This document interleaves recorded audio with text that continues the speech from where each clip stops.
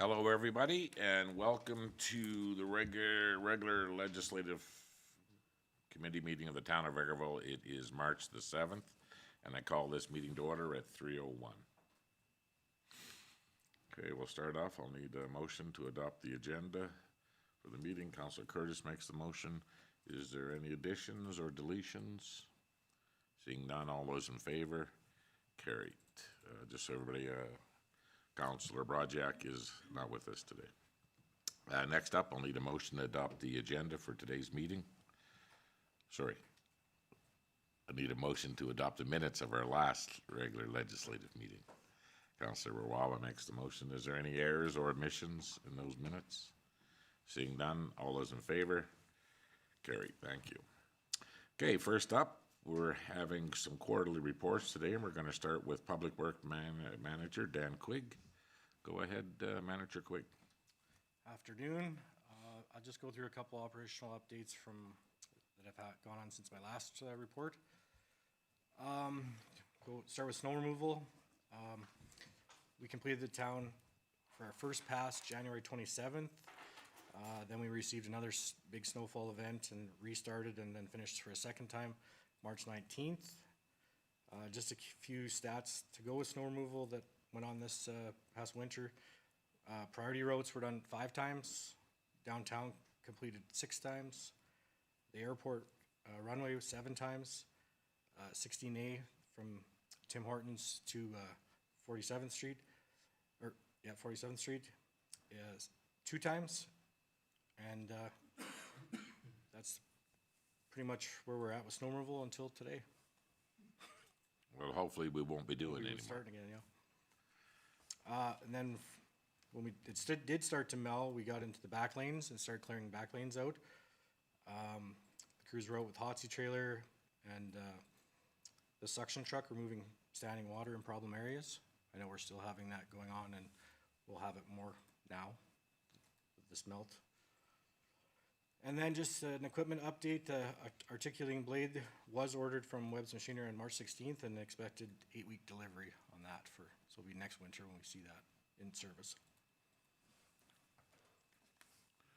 Okay, so, Manager Quigg, so our policy on Highway 16A, the province looks after 16A, they just windrow the snow, and then we come by when we can and try to open the far lanes up. Is that what we do? Yeah, they just go through and put it to the sides, and then we come through and put it to the middle of the 2 lanes and then blow it in trucks for the whole span. So they obviously fill up the sidewalks. Yep. Yeah. And they shoot it far, like on the Tim's side, they shoot it far over the boulevard onto those sidewalks as well. So people are forced to walk on the road. Because I have got a couple of calls from people at night that almost hit somebody and said, something's got to happen there. Because they can't walk on the sidewalk because it gets pretty icy or the snow's built up. So they just step out on the road when they're walking down there. Right. It's becoming a bit of a dangerous situation at times. But I guess they don't really care. They just we've talked to them about it, and they have different drivers that they're supposed to go a certain speed so they don't shoot it too far. But if you get different guys that are new or something like that, they go 30K instead of 5K. It makes a big difference how far it goes. Okay, well, maybe, CEO Ling, we could write a letter to Department of Highways and to EPCON, because I know 2 people have told me that they've almost hit somebody at nighttime.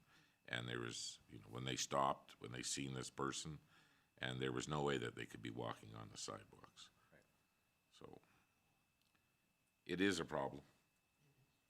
Your Worship? Go ahead. A letter would have to go to probably transportation, as MCON is only honoring their contract, which does not include sidewalk snow removal or ways to manage it, so it would be a transportation thing.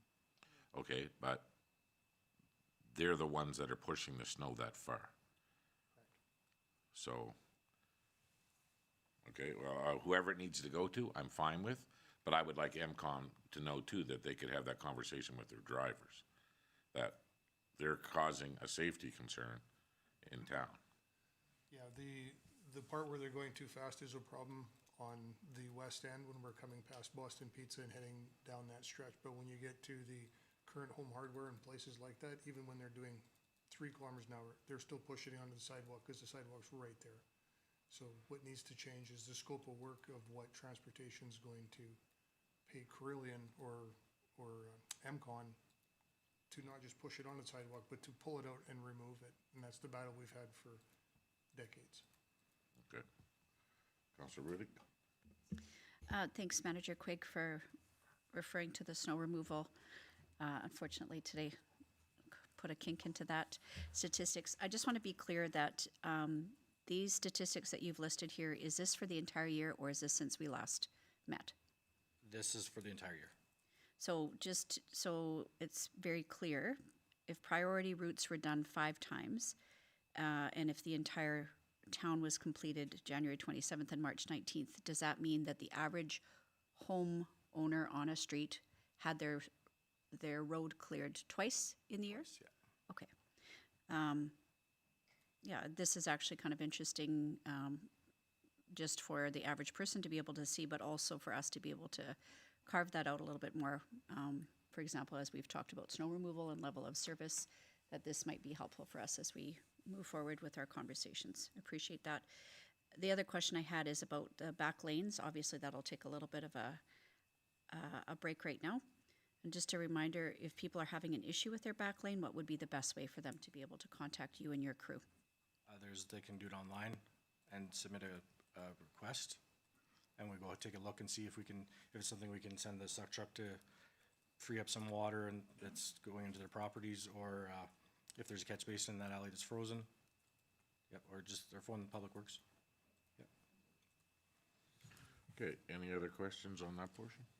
Okay, carry on. Okay, we'll start on some of these budgeted items. First one is the CRF sand seal.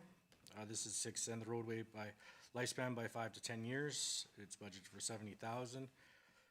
And this is, again, in the process of evaluating roads, which we'll have to wait a little longer to do, to decide where we will do. And then next up was the sewer lining program. This is to extend the lifespan of the sewer infrastructure by 50+ years. This year we have $160,000. This was submitted to Alberta Purchasing Connection for a request for quotes on March 2nd, and the end date for this will be April 15th for bids to come in. And do we know the location of the? Yes, the North Circle Drive area. Okay, keep going. Next up is the paving of a cold mix road. To resurface cold mix road, we have $150,000 this year. And again, locations we determined this spring to see if conditions have changed over the winter.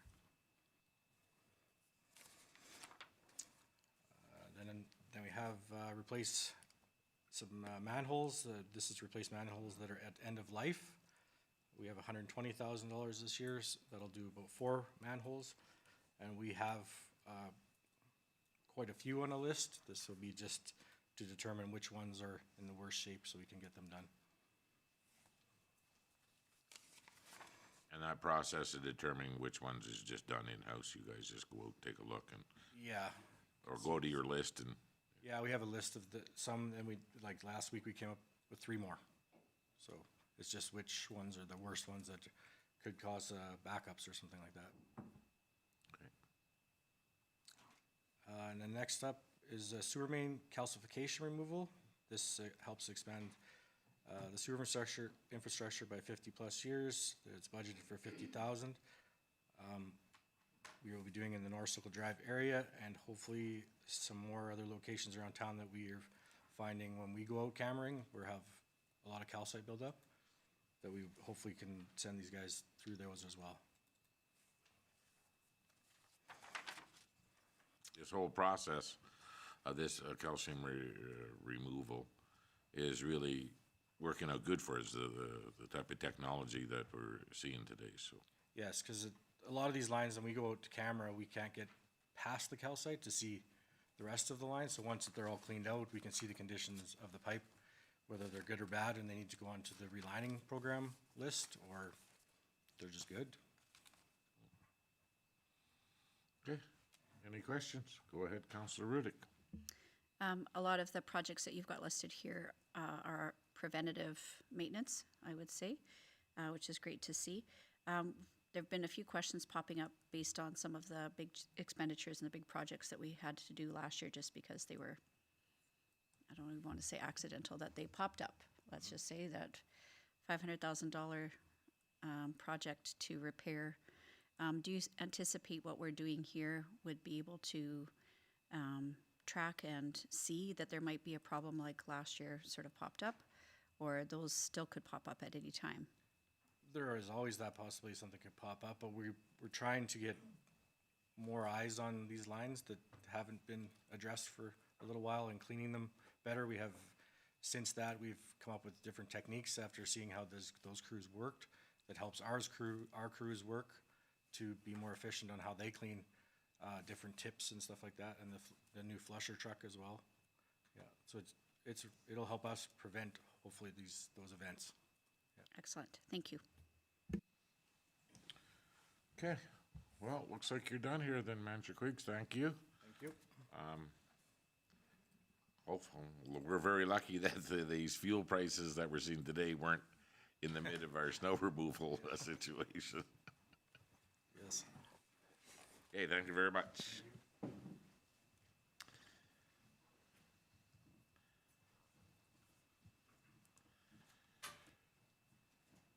So up next, we have Manager Temptation, Municipal Services Manager.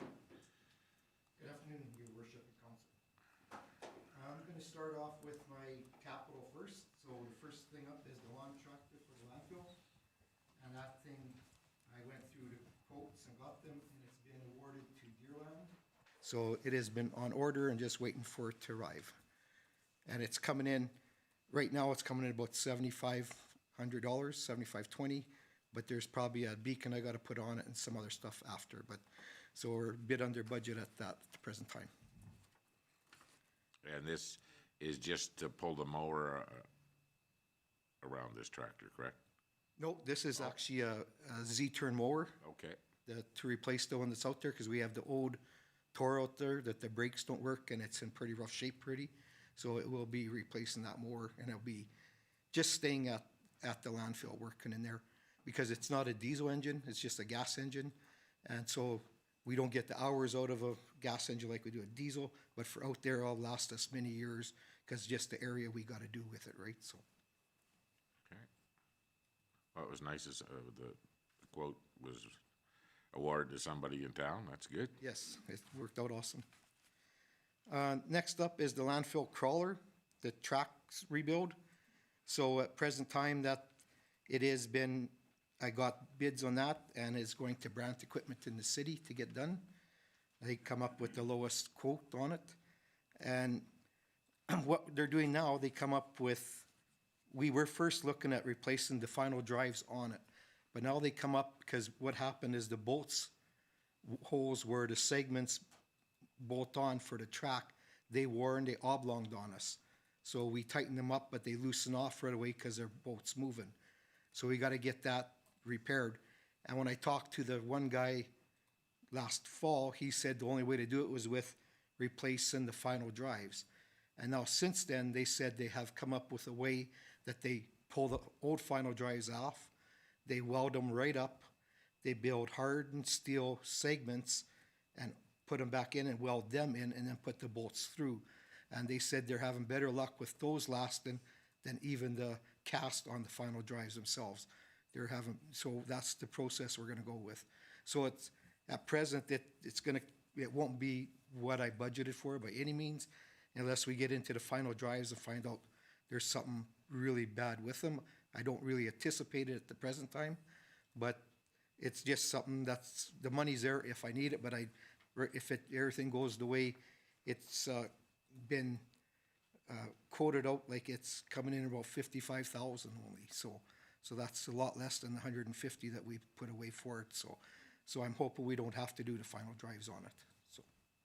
So when we were using this piece of equipment for compaction and stuff, we had guards around that bottom end of that piece of equipment, but it was actually helping wear out these pads and the connections, correct? Yes, that's the one bad part about having the guards, is that you can't get in and clean the tracks out properly because it's all guarded in by the rollers and by the idlers and everything. So it does wear more in there. But without them, then the wire would get in there and all the debris would get in there and get plugged up in the tracks, right? So that's why they put the guards on.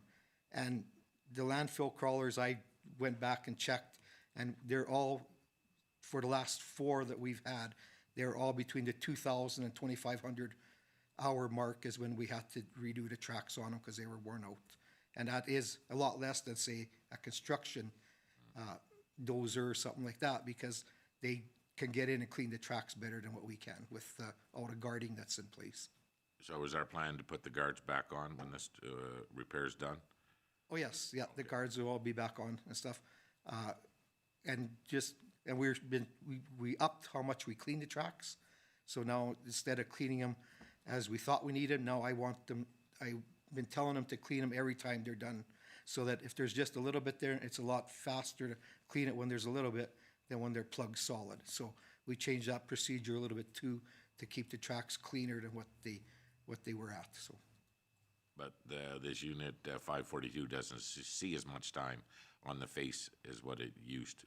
No, it's down to half the time as what we used to use it, yes. Okay. Well, that's good. Hopefully it'll all work out. Those final drives can get repaired. Yeah, it'd be awesome for sure, so. Any other questions on that piece? Okay, keep going. So now going to my operational update. So my apprentice mechanic come back from a second-year program at Lakeland, so he's back at work now. We are still diagnosing the main sewer lift generator engine problem, trying to figure out what all we gotta do with that. We started tearing it down a little bit, but then we had some snow removal equipment we had to leave it and go on to, so it's got put on the back burner, but as soon as we're done with everything, we'll be getting hard on it to see what all we gotta do to get that generator up and running. And then the other one is I went and checked out a bunch of trucks to get a new water truck. And now, as you know, it's been all taken care of already, just a matter of getting the tank and everything and mounting it to the truck after we get it, so. And then to recycling, a request from Circular Materials to send them a report on all addresses in town. And the report included residential addresses, type of dwelling, single or multi, pickup days, and type of bin, 95-gallon rollout or 3 cubic yard bin. And that is for October, when they are looking at taking over the recycling end of it, right? So Circular Materials that's what all that information was for, to help them go forward with that process, I guess, so. So if we were to tell the residents of the town of Vegreville today, starting in October, are we still gonna have the large recycling bins in the alleys, the 95 size ones, or is everybody gonna have a rollout? At the present time, I don't know, because we're still working on that aspect of it, right? So I can't give you a definite yes or no for sure. But maybe Director Lefebvre has. Well, not much more, other than the fact we're in negotiation with Circular Materials now. I know I've mentioned to council before that this is the proposed change. I don't know if they'll hit October or not. We're still corresponding back and forth. The plan that they would like to see and that they are proposing is that the town would be converting to rollouts, front curbside rollouts. Every recycle bin in the back alley that was intended for residential or multi-residential, they're saying will be gone. And the program will be funding these rollouts. The program of extended producer responsibility will be funding the new collection company that's gonna collect it. It won't be the town, is where they're headed with this. So it's a big change. And I know it's going a little slower because it is a provincial-wide change that's happening. So our recycling that the town will continue to manage will be all the commercial that we're doing. And the commercial recycling is about 65 to 70% of our recycling anyway. The residential is truly about 30-35% of our recycling. So we will still have a use for the MRF and what we're doing. but we'll see how that transition happens. Our dealing was with Circular Materials, which is the only pro in the province. They're making headway, but I think their deadlines, they said, are pretty ambitious for what they're trying to do, so we kind of pass them sometimes. So the plan is for October, and we just have information back to them. And when I get confirmation on our request from them, then like I keep saying, I'll come to council when I've got information to give you that's a little more solid, so. But for now, what you understand about the program is residential is the only pickups they're doing. All the commercial pickups we'll still be doing on our own. Yeah, and this is just for collection. Yeah. This company, whoever they hire, I know there's a local one that Yeah. has submitted, which is awesome, is to pick up just the collection of residential recycling, and then it will get trucked to a central location for processing, which would likely be Edmonton. Good. Thank you. Okay, also working on identifying contamination problems in recycling 3 cubic yard bins, and that is basically in some of our residential bins is where we have our majority of problems, is the businesses are very good at making sure that recycling just ends up in there. And if it's a business, it's easy for me to find out where it's from and go have a talk to them and tell them that what was in the last one isn't appropriate, so. But majority is all in our residential big bins that we find problems with garbage in the recycling bin, so. Then on to landfill. So the landfill seasonal labor started April 1st, and he'll be working there till the end of October. And as well, on May 1st, the landfill goes to our summer schedule, which is Monday to Friday from 8 a.m. to 8 p.m. And then the gates at the landfill are open from 10 a.m. to 5 p.m. on Saturday, but the operators will be there from 9 a.m. to 6 a.m. to 6 p.m., to be able to push all the waste that comes in and stuff and have it so it's ready for the next day instead of building up. And then we were always trying to catch up on Mondays because there's only one guy there on the weekend, right? So we'd always be fighting, trying to keep the garbage pushed and manning the office. So this way, I give them an extra 2 hours to look after all that stuff so they don't have to deal with it on Monday morning, so. Then the fire department burnt the wood cell, so that has all been burnt recently. So that is all taken care of. And then on to garbage. We ordered and we received our 30 new bins from Environmental Metalworks. I have 4 of the bins I have taken out to get the floors replaced. Haven't picked them up yet. They phoned and said they're ready, so we were just discussing this morning about heading out there this week to pick the bins up, so, and see what they look like with the floors replaced in them. And then I've been going around and just looking at rusted out bins in the alleys. Been getting lots of complaints about bins that are rusted through, and been checking them, and majority of them are, yeah, we can tell that they're pretty much at the end of their 30-year cycle or whatever they were at, because they are all getting the floors are basically rusted right out of them, so that will help that we got the new bins to replace all the rusted ones for sure. And then onto others, rollout schedule for garbage, recycling, and compost have been added to the town's website.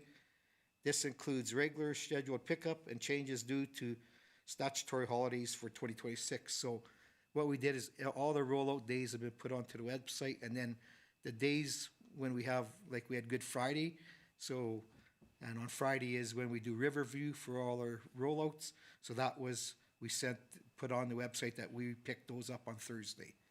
And then today we picked up the ones that were our Monday pickup that we had for rollouts. So they got picked up today, but we had that already set up into our calendar on the website. So residents and everybody can go and see actually what days we're gonna be there to pick up their rollouts and stuff like that, so.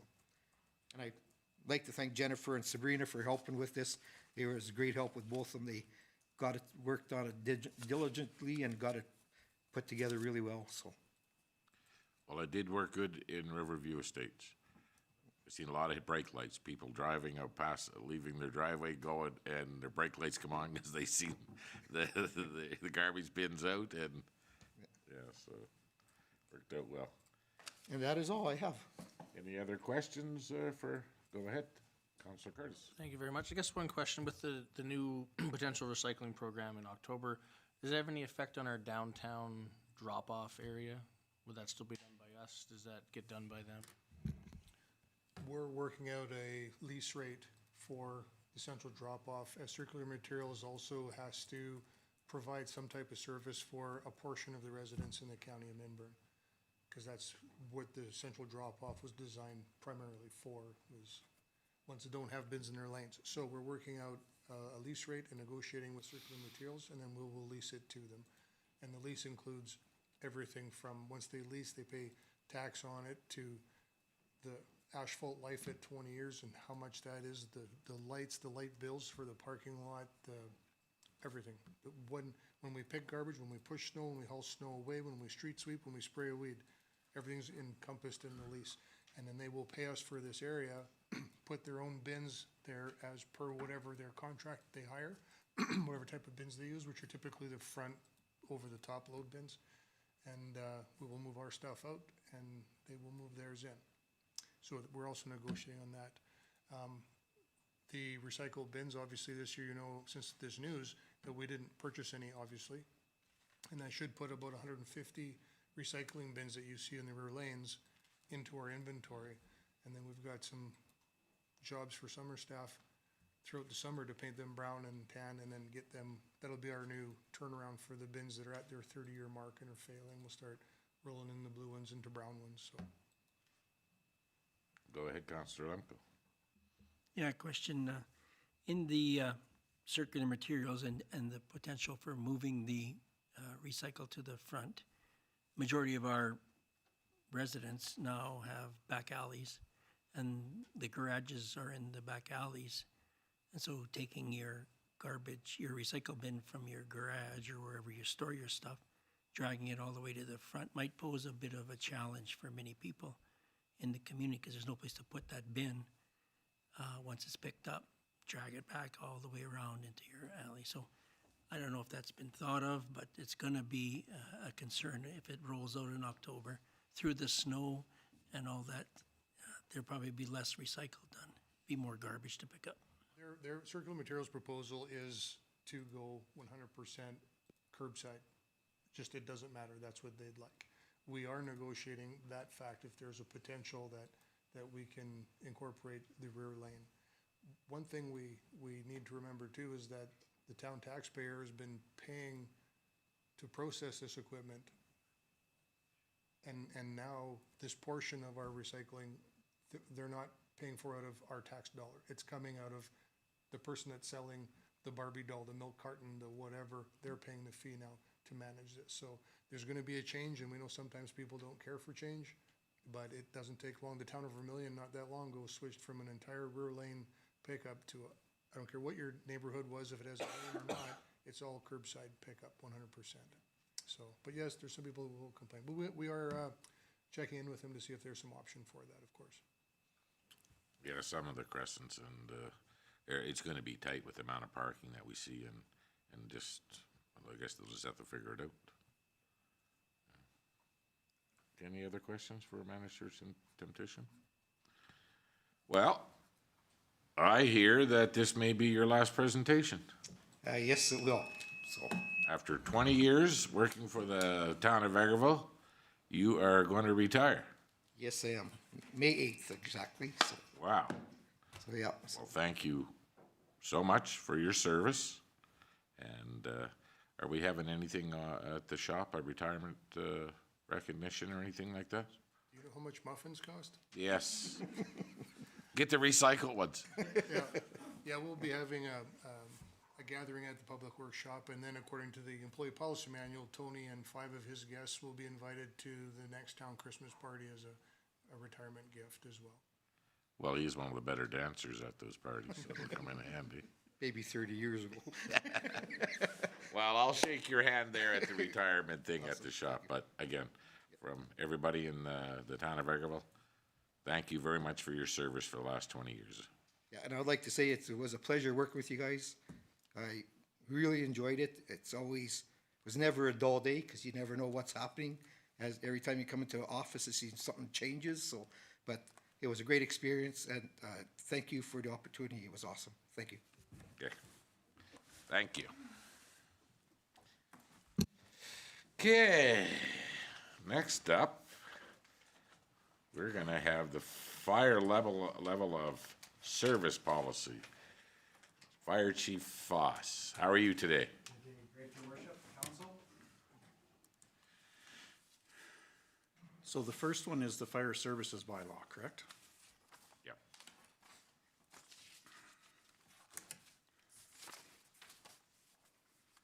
Too many sheets.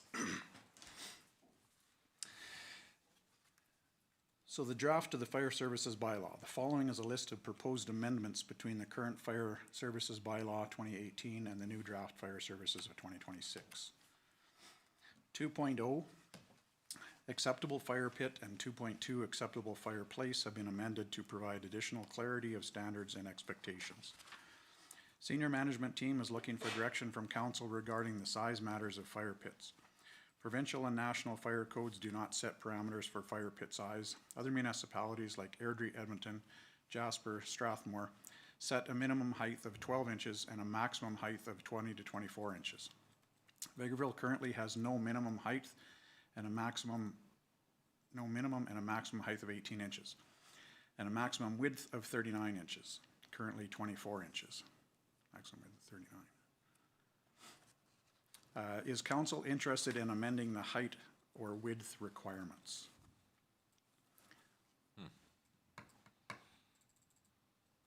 Are we having a problem with where we're at today with our sizing?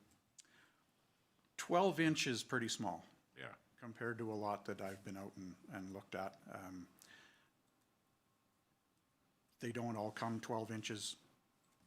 You get some homemade, not homemade ones, you get some made by a welder, and they're properly made. They've got the proper screens, the proper everything. They're just not a 12-inch size. If you have a responsible owner, then you get proper fires. You don't get the big ones.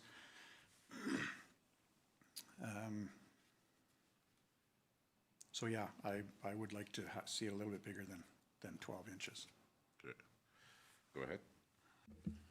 Yeah, I was gonna say, this seems like maybe a rule that would not be practical to be enforcing unless there was a complaint. So if it's not something that you're currently experiencing as a challenge, I would suggest that we don't need to put a height or weight or width requirement unless there's a minimum.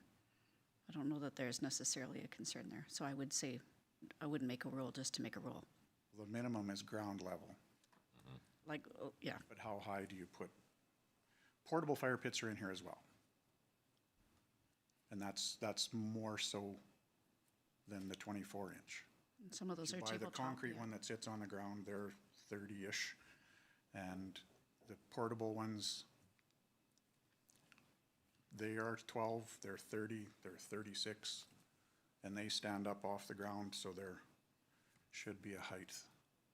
You don't want a real tall one because you don't get any heat, but a 12-inch diameter is. So, do you personally go out and do the inspection for the permitting, or does somebody from the fire department goes out and does that? It has been that way in the past, and I want to get it changed. We have regulations, what it's gotta be, 3 meters from this, 5 meters from that, and that's how it should be before they purchase their permit. And then if there's a complaint or anything, any concern from anyone else, then we go and inspect it. And if they're not towards our standard, then here's your fine. Because it's very clear in the standard what the sizes and position, or places and all that are supposed to be. Go ahead, Councillor Lemko. Yes, Your Worship. Are we seeing many applications come in for fire pits as compared to all the ones we have already? Is pretty much the majority of the community. I don't know if there's.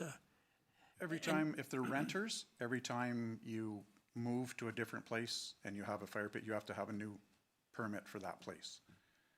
The permit isn't for the fireplace forever, it's only for that owner during that time. No, but in this, the question would be if the bylaws change to a minimum width and height, and we've already approved fire pits in the majority of residents in town, and I think it's just a name change, $25 permit to say you're the responsible person as opposed to the person who was there.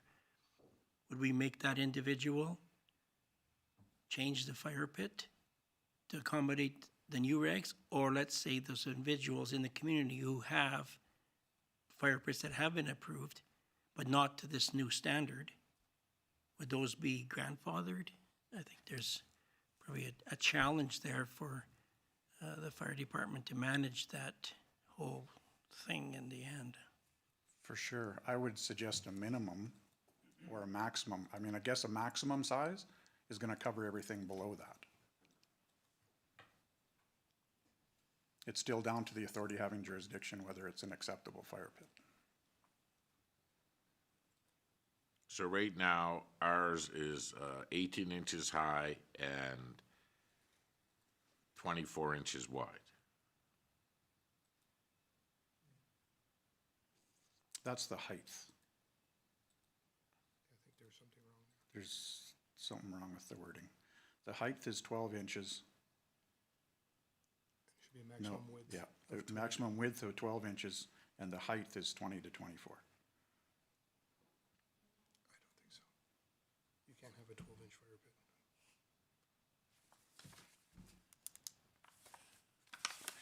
Let's look Yeah, it's saying change it to a maximum width of 39 inches. Vegreville currently 24 inches in width. I don't know if mine will even fit into 39.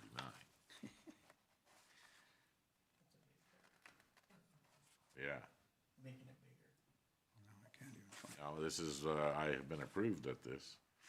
We had the ones at 24. Do you mind if I just? Sure. I know where these measurements came from. It was a previous fire chief, previous fire chief, three maybe ago, more.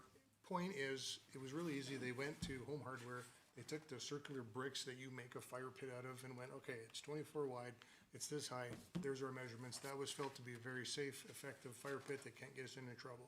Since then, what's become huge is, as Chief Foss has said, is that the welders, the decorative things, and they are getting bigger, but it doesn't mean they're not safer. They're just as safe in size. And our discussion, and because I've been working with Gary a little bit on this, is that the goal isn't even set really a size. It's how far away is it from something that could cause a problem, and let that person have the regulations, which they've gone through and Gary's reviewed. And if they put their pit, I don't care if it's 39, 40 inches, if it's far enough away from combustibles and not underneath power lines, that's what this person would confirm when they pay for and fill out the permit. And if there's an issue, then like Gary says, we don't have to inspect everyone. We'll go out if there's a problem. And if it's not according to this, then you're fine. Yeah, so our setbacks are not, are what we're basing this all on. Essentially, yes. And this is correct. It's 12 inches of height or 24 size wide. Well, I'd like to remove that. Remove it or add? Well, I'd add some, add some to it because like mine is a lot bigger than 24 inches.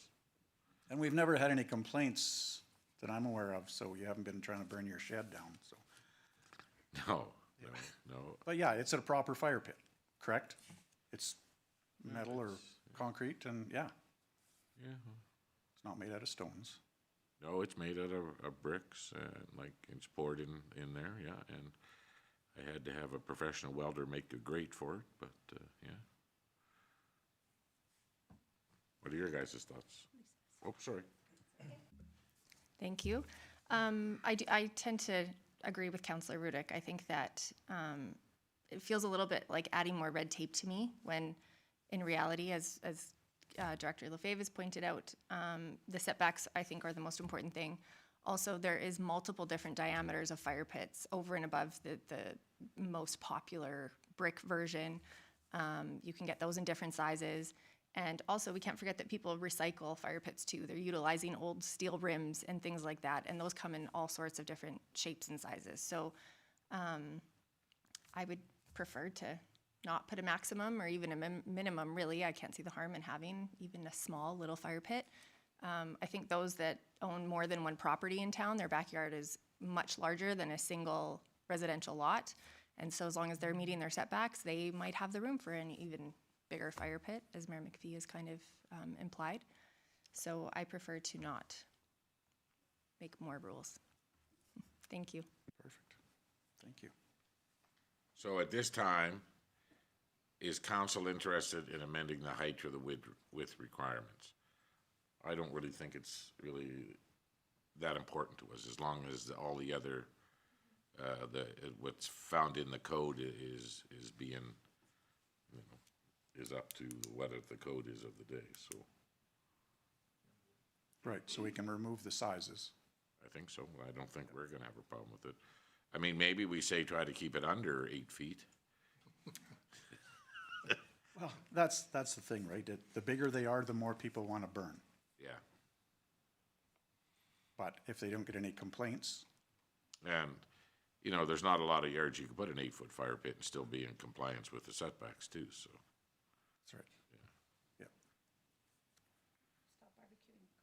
Okay, so at this time, I would say that council is fine with what we have right now. We're not looking to try to set some minimum or maximums on the size of the pit, as long as everything else is to code on what the bylaw says, or the,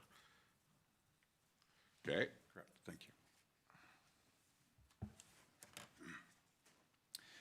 Added new 2.5, the CAO replaces 2.28 town manager. 2.9 enforcement officer amended to include RCMP officer and community peace officers. Individuals like peace officer and police officer have been revised throughout the bylaw to now refer to enforcement officers. 2.10A commercial and 2.10B residential added to the definition of false alarm to provide clarity as to how false alarms will be invoiced based on the fees and charges bylaw. 2.11, fire chief amended to remove the senior manager of the Vegreville Fire Department. 2.14, fireworks definition has been expanded to provide subclasses, A class 1, B class 2, and C class 3. This definition was amended to capture the direction of council to ban the sale and discharge of council fireworks within town limits. Legislative Committee meeting January 6th of 2026. Definition 2.25, pyrotechnic special events have been removed and the definition has been incorporated into 2.15C. 2.23, public park site fire referenced to the fire services manager has been changed to fire chief. Designated officer 4.0, 4.1, fire chief was previously responsible to the community services director. This has been replaced with CAO or their delegate. 6.0, control of fire hazard. Previously, section 9 has been moved up to follow section 5.0 fire hazards.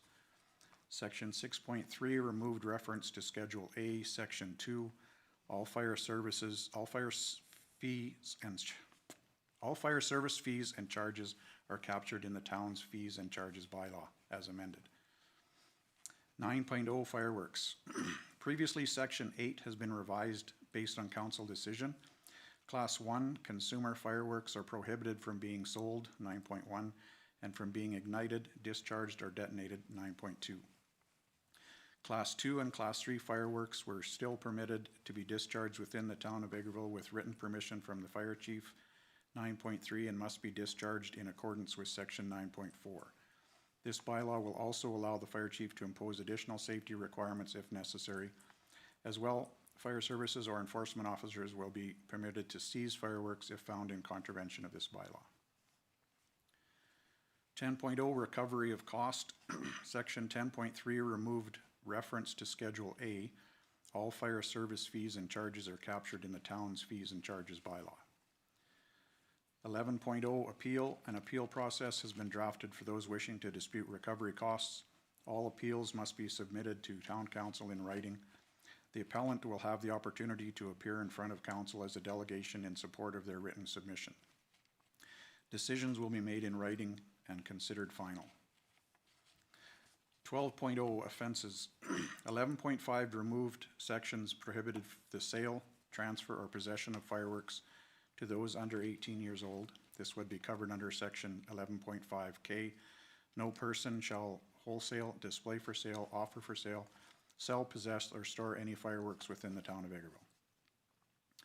13.0 penalties. 12.2C amended to capture the correct section of the MGA allowing unpaid fees and charges to be added to the tax roll. Schedule A penalties. The following have been added to the list of penalties. These provisions existed in bylaw 02/2018, but were not previously captured within the penalties. Presently, administration has added these fines at a rate of $100 per penalty. 11.4, failure to take reasonable steps to control the running fire. 11.5, failure to take sufficient precaution to control a fire. 11.5D, deposit, discard, or leave burning matter that may ignite or cause fire. And 11.6, burning prohibited debris. Ours, mine says 12 point. Yeah, you're right. I just noticed that too. Okay, good. They should all be like 12.4, 12.5. Yep. Yep. Is council interested in reevaluating the penalty fine amounts? And here, administration has reviewed comparable fines with Redcliffe, Stettler, and Camrose. While not every bylaw had a direct comparable penalty, this breakdown shown on page 3 of this memo outlines the Vegreville trends on the low side of penalty fines compared to 2 municipalities or similar population size and within general proximity of Vegreville. So on the next page, if council is interested in upping these charges, I know the charges were updated with the 15% for all the other fees and charges. But just to have a look at these and see how council thinks they compare, whether they should stay or be raised. How many fines did we have in place last year? Like, how many did we issue? I want to say,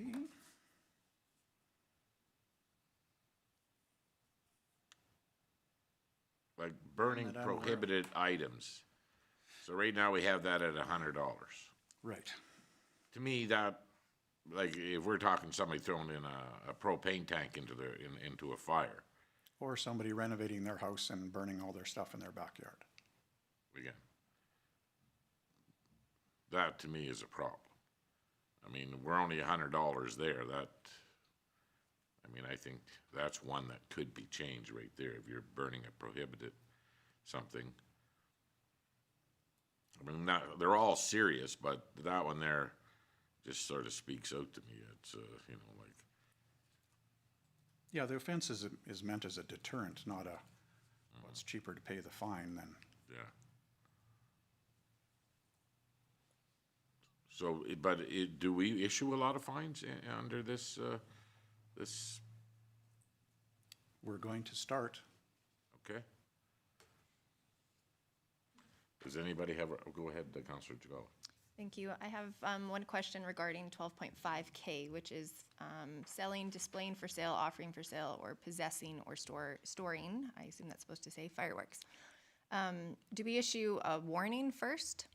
The reason I ask is we recently had an inquiry from a local, I believe it was gas station, wishing to sell fireworks, which we decided not to change in the bylaw because we were worried that it would encourage the illegal discharge of fireworks within the community.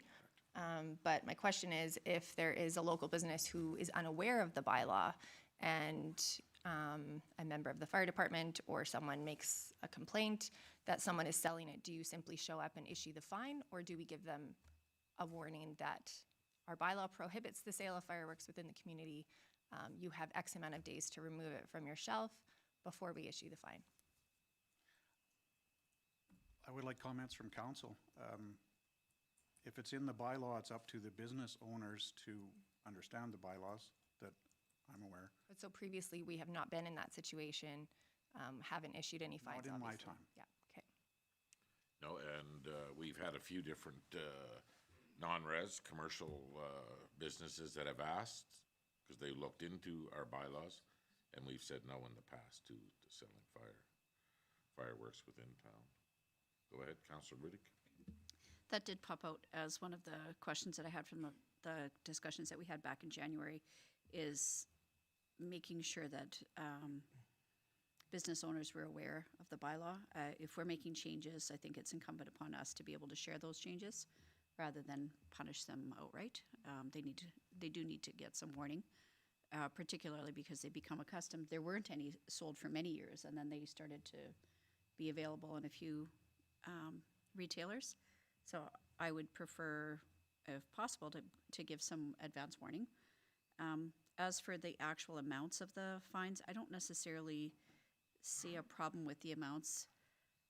I guess I would just be wary of putting in fines and punishments if we're not actually going to enforce it, because that seems to me counterintuitive. So if we're putting them in, then we should be enforcing it, and if we're not enforcing it, then we shouldn't be making a rule about it. And therein lies some of the challenge. Like some of these, like I'd be curious to know failure to report a fire. Obviously, you're not going to do that very often because most people, if they see a fire, are going to report it. I would assume. I would assume too. Some of these have been around for a long time. I'm not sure where they were made. I know a lot of things get put into stuff like this because one person did it back when. I'm fine with, Yeah. yeah. If And I guess council wants to go through it and suggest some changes. Yeah, I don't necessarily see a challenge with the actual content. Maybe some of the pricing, like, might need to be more stepped up. Let's say, just commensurate to the impact. Like we talked about with the fireworks, for example. That's Stettler is charging $1,000, and the other municipalities aren't charging any, and we're charging $100. So maybe if with multiple warnings, for example, if a retailer was still continuing to sell, I would assume that maybe we need a stiffer punishment than $100, that's not sufficient in terms of a deterrent. But I would be more concerned about like some of the public education and making sure, for example, that people understand the reasons for applying for a permit for a fire pit, for example, or conduct that is maybe dangerous when we've got fire bans. Those would be the ones that I'd be more concerned about, is making sure that somebody's not flagrantly disobeying and causing a ton of destruction and cost to the community, or interfering with the regular operations of the fire department. If they're causing a challenge, that would be my area of concern. Right. So I think this looks pretty comprehensive. I feel like maybe over time there might be some of these that maybe you need to be dovetailed into one another. Go ahead, Counselor Jagalik. Thank you. Just to furthermore piggyback off of that, I think we have to decide what the goal of these fines is. Is it to generate revenue? Is it to ensure compliance? Is it just as a deterrent, which I think is kind of what you've alluded to? So if that's the case, then I agree. I think these fines are appropriate. I do agree with Mayor McPhee that the prohibited items, we do define them. You have a lengthy list there of prohibited items, and if they were thrown into a fire pit, they would have pretty extreme environmental and potentially safety hazards there. So that's one that I think would warrant a higher price tag there. But the rest, I think,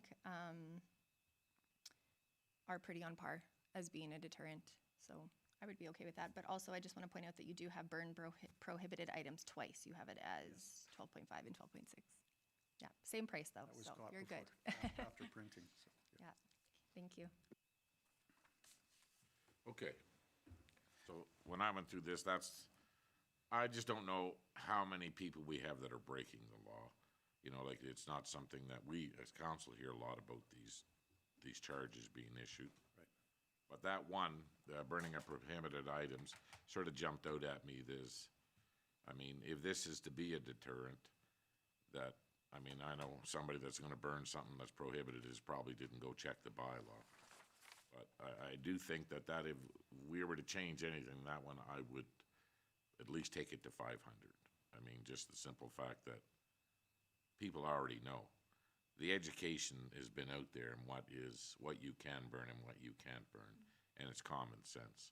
And for somebody to be burning something that they already know is wrong, I think the fine should at least match the unintelligent decision that was made. Right. What do you folks think? You're good at moving that one to 500? And everything else is okay? Go ahead, Councilor Rudy. The one thing I would say, as much as I appreciate that we may have done public education before, we would need it to happen again in terms of what's appropriate to be burning in a fire pit, because we have had challenges in the past where neighbors have been reporting on each other and there was nothing amiss.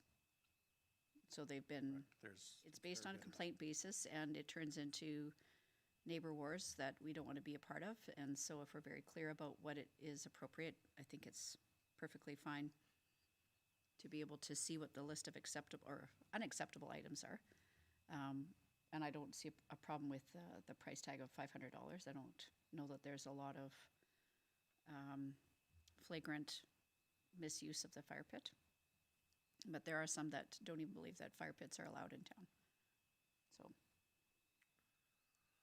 Okay, so does council want to see a list of what we're calling prohibited items? Yeah, yeah, okay. Just a clarification, prohibited items and prohibited debris are different. Debris would be like your painted fence boards from your fence that you tore down, your renovation materials. Prohibited items would be your propane tank. But if your fence wasn't painted and you tore it down, you could burn it. If it's not treated wood, Okay. What about leaves?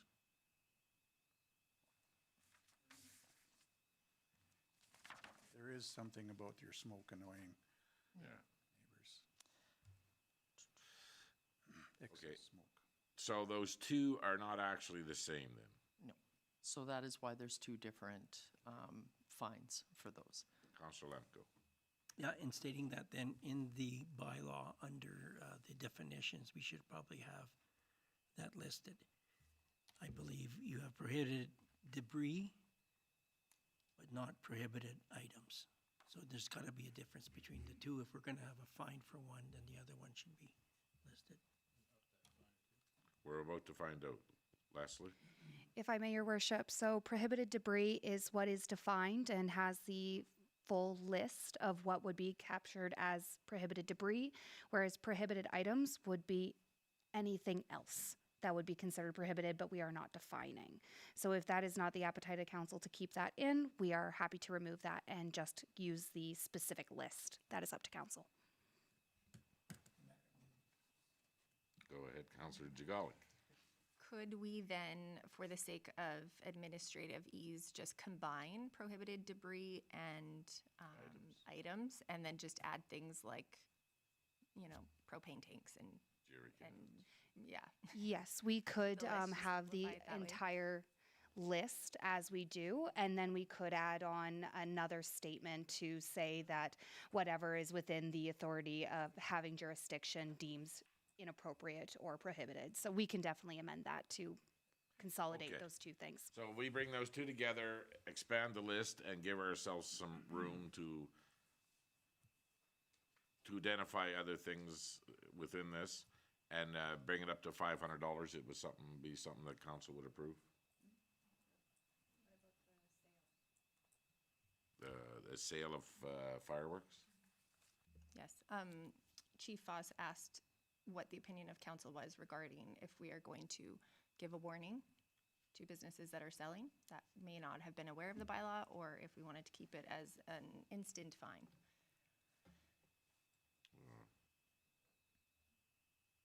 Yeah, it's kind of different there because of the years I've been on here, I've only seen two applications or questions coming from business. I've never seen anybody trying to sell. Go ahead, Director Lefebvre. I'll talk through to Leslie if I may as well. Is the bylaw, as far as you know, and Gary also, is it say shall issue a fine or may? Because if it's may, then it's up to you when you get there if it's a fine or not, or if you're there, like say Ling said, you're there 3 and 4 times, then you're gonna get a fine. That may alleviate that. Let's go back to Leslie. Sorry, Jameson. So within section 13.1, a person who contravenes or fails to comply with any condition or permit, they will be charged with an offense. They will be, Yes, not may. that is correct. Okay, thank you. Go ahead, Counselor Lemko. Sorry, I'm chiming in again. From my understanding, in the past, now this could have changed, but if a local business wanted to sell fireworks, they needed permission from the authority. So the fire authority, and then inspection would take place at that time and would sign off, and they would be able to purchase fireworks for resale. So there was an approval process. So, There's approval process, but no forms attached to the approval process. so if that's the case, for any business to sell fireworks, they'd have to go through an approval process. If we don't allow it, then there's no need for an approval. So they just can't get it unless, For consumer, but not for the pyrotechnique side, so the Canada Day celebrations but- and whatnot. that wouldn't be a local Correct. store selling. That's just the way it used to be. I mean, it could be different. Well, I think what Counselor Jagolic is saying, when it comes to that one, 12.5K, is there a warning that goes first before the fine? Because right now, there is no application processed for fireworks, for the resale of fireworks. Correct. So would we be willing to give a warning right off the bat? Again, I've been here a long time, and only twice I've seen anybody even ask if we would allow it, and we've said no both times. But I've never seen anybody try to sell them without having the right. Maybe there was a permit at one time. There was something of some kind, yes. Nothing that I could find labeled it to tie in with the Dialogue. Doing it the new way, they need a permit from the authority having jurisdiction. They need a permit from the company selling the fireworks. There was one more they had to have. Where they're gonna shoot it off. Where they're gonna shoot off, location. And then there's a distance that they have to set up, and 2 separate sites that they have to set up for distance-wise in order to display. They have to get, the people that display them have to get all their neighbors within that frame. They have to get us signed. Yes, it's okay for that, and But we don't allow any of that. correct. CAO Ling. I was just going to state that it's actually part of the provincial legislation as well, that they have to have permission from the municipality in order to sell consumer fireworks. So anybody looking to sell would, if they do their due diligence and go through the proper channels to purchase their inventory for resale, will be very aware of these type of regulations that are put in place, not only federally, provincially, but municipally. On that note, we don't necessarily, there's 2 ways to do this. It's council's decision. If you want them to get a freebie for the first, you're not allowed to, or it's an education piece to the public when the new bylaw is written, is that no consumer fireworks are allowed to be sold, purchased, or discharged in this municipality. But if you were to legally enter an agreement with somebody that wholesales fireworks, They would, you would now know what the provincial legislation says that you would need the approval of the municipality in which your business is in before you could sell. yes, and the reputable Okay, so, Dealer will ask for that permission. well, exactly. So anybody that's selling fireworks without permission didn't actually go through the proper channels.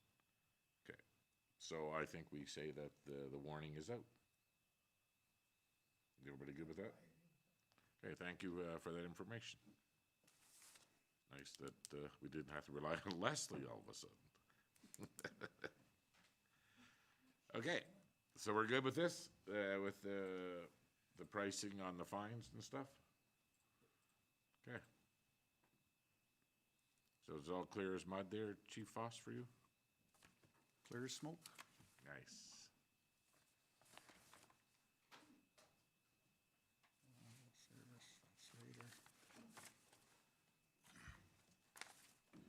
Okay, so now we're gonna move on to the fire level of service policy. Correct.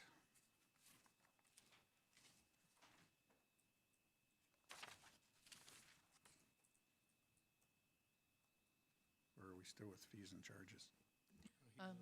Just before we move on, is council okay with the fire services bylaw, or the fire services bylaw coming to council on Monday for all three readings? Right. Or do you need more time to digest? We've read what the changes are. Okay. I mean, if somebody has something before Monday, please get it to admin as quickly as possible so that they'll have some answers for us on Monday. Yeah, level of services next. You want to read this? You got that. He's got that. I should have the right one. Yep. Perfect. All right, fire level of service policy. Background, the fire level of service policy is due for review. Senior management team and the Vegreville Fire Chief have reviewed the policy and are providing a new draft for council consideration. The current policy referred to Appendix A, establishing level of service for each emergency with a list of NFPA or ICS standards. The new draft shifts from a technical listing of standards to a practical and operational meaningful explanation of what Vegreville Fire Services will do and not do. It clearly outlines service levels for structural firefighting, hazardous materials response, rescue operations, water ice rescue, and other emergency activities in terms of awareness, operations, and technician levels. Draft MOS 2005 provides an improved description of limitations that may affect response, such as staffing, weather, resource available, and training, and explains that service levels may vary across the community for these reasons. The new draft also provides explicit guidance on situations that exceed local capacity and require external technical support. This improves transparency and aligns expectations across the organization. Financial implications. The Fire Services Department and associated training requirements are funded through the town's annual operating budget. As all necessary training to meet the established service levels is already incorporated into their existing budget allocations, the proposed updates to the fire level of service policy will have no additional financial impact. Further, in accordance with the Fire Services Bylaw, the town maintains the ability to recover eligible costs arising from fire response activities. Communication strategy, public engagement process level 1 is to inform. A copy of the approved policy will be made available in the Town of Vegreville website. Town Council may proceed with approval of this policy as presented at the next regular council meeting. 2, Town Council may request additional time for review and bring the policy back to the next legislative committee meeting for further discussion. Or 3, Town Council may choose to disregard the draft policy and retain the current version of the MOS 2005 Fire Level of Service Policy. Okay, thank you. So we've highlighted the changes that are in this policy. At this time, is there any questions regarding the policy overall? Okay, I don't see any, so I think we're gonna go with option A. And we'll bring it to Monday's meeting. You'll just have to come back for that one, Chief Foss. Bell's on. Okay, oh, Councillor Rudick. I did have a question about the challenge that may arise at some point if we didn't have enough firefighters and the level of service that is laid out here in terms of what will be provided and how the fire service will be available. And so there is reference to the geographical size, staff availability, et cetera, in terms of the reasonable offering or provision of fire service. Is there a way for you to be able to explain to us currently, like where your staffing levels are, what's your recruitment like, what kind of resources do you have in terms of actual members at this time? Sure. We have about 36 members. We consistently get 20 as a turnout for most fires, and really it all depends on the staffing, on time of day, time of night, who's on this shift, who's not on that shift, working in town, not working in town. It's really related to who we can have show up at the calls. And not sufficient. That's what we have, yeah.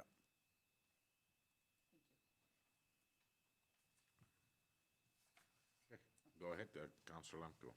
Yeah, question for Fire Chief Foss. How are we with our mutual aid agreements? Are they, like, who do we have them with? Are we still with Mundair? We're not currently with Mundair. We have Minburn. That's the only one that we have. Okay. Yep. So there, if Mundair required assistance, we could not respond or would not respond? You, I have to learn. if you are okay. Yep. Okay, sorry, that's okay. Yeah, when in the province of Alberta, when one fire department representative, usually chief or deputy chief, contacts another fire department for request for service, then it's granted that you have the option to provide what they're asking for, or a portion of, or none of it. And the provincial legislation also states that if you respond, the town or municipality that's asked you to respond will pay you the fee set out in the fees and charges for that apparatus. So it's like a catch safe. If you don't have a mutual aid but require the service and both sides agree to it, there's a provision that you will be compensated and you have a decision to respond or not. Yeah, okay, and that's the way it's always been. I don't know the purpose then of mutual aid agreements. Mutual aid agreements are specific to Mundair or Vegreville that sets out more detailed information. That's a very general, go if you want, go with a little bit, go with all they're asking. Whereas when you have an agreement, you could get a lot more detailed in what you're providing based on the call. So that information is predetermined and you know what you're asking for because that's what they've agreed to give it. You know, the service and the cost.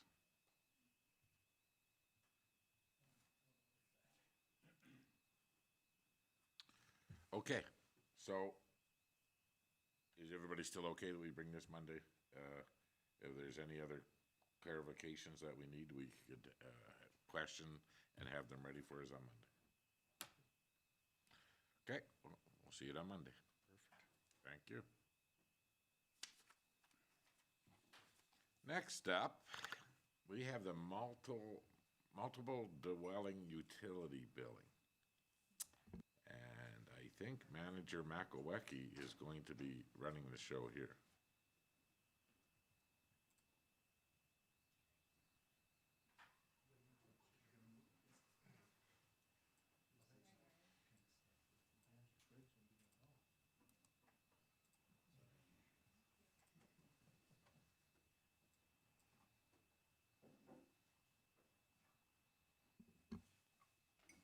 Hello, Manager Makowecki.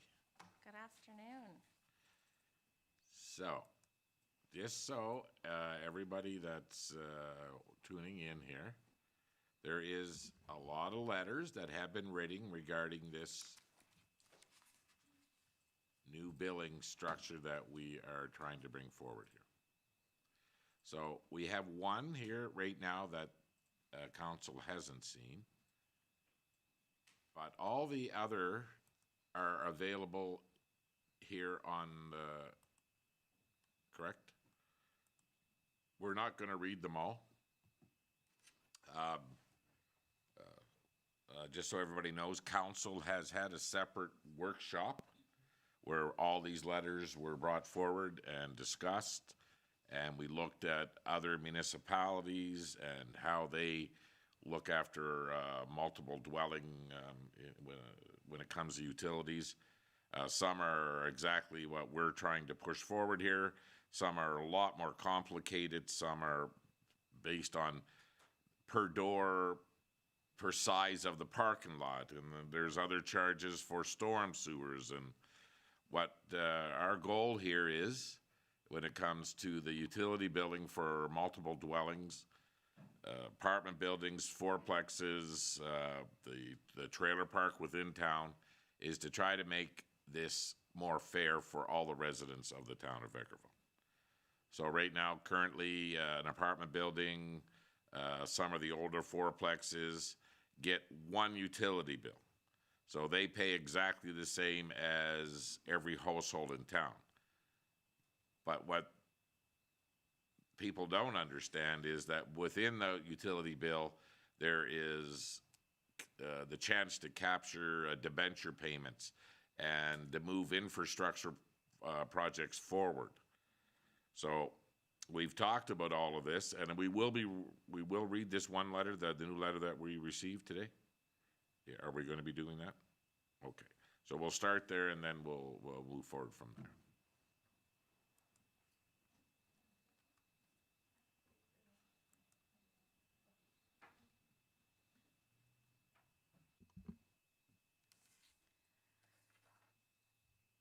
Dear Town Administration, regarding notice of utility billing changes, bylaw number 03, 2026, property Wood Garden Estates Mobile Home Park, Vegreville, Alberta.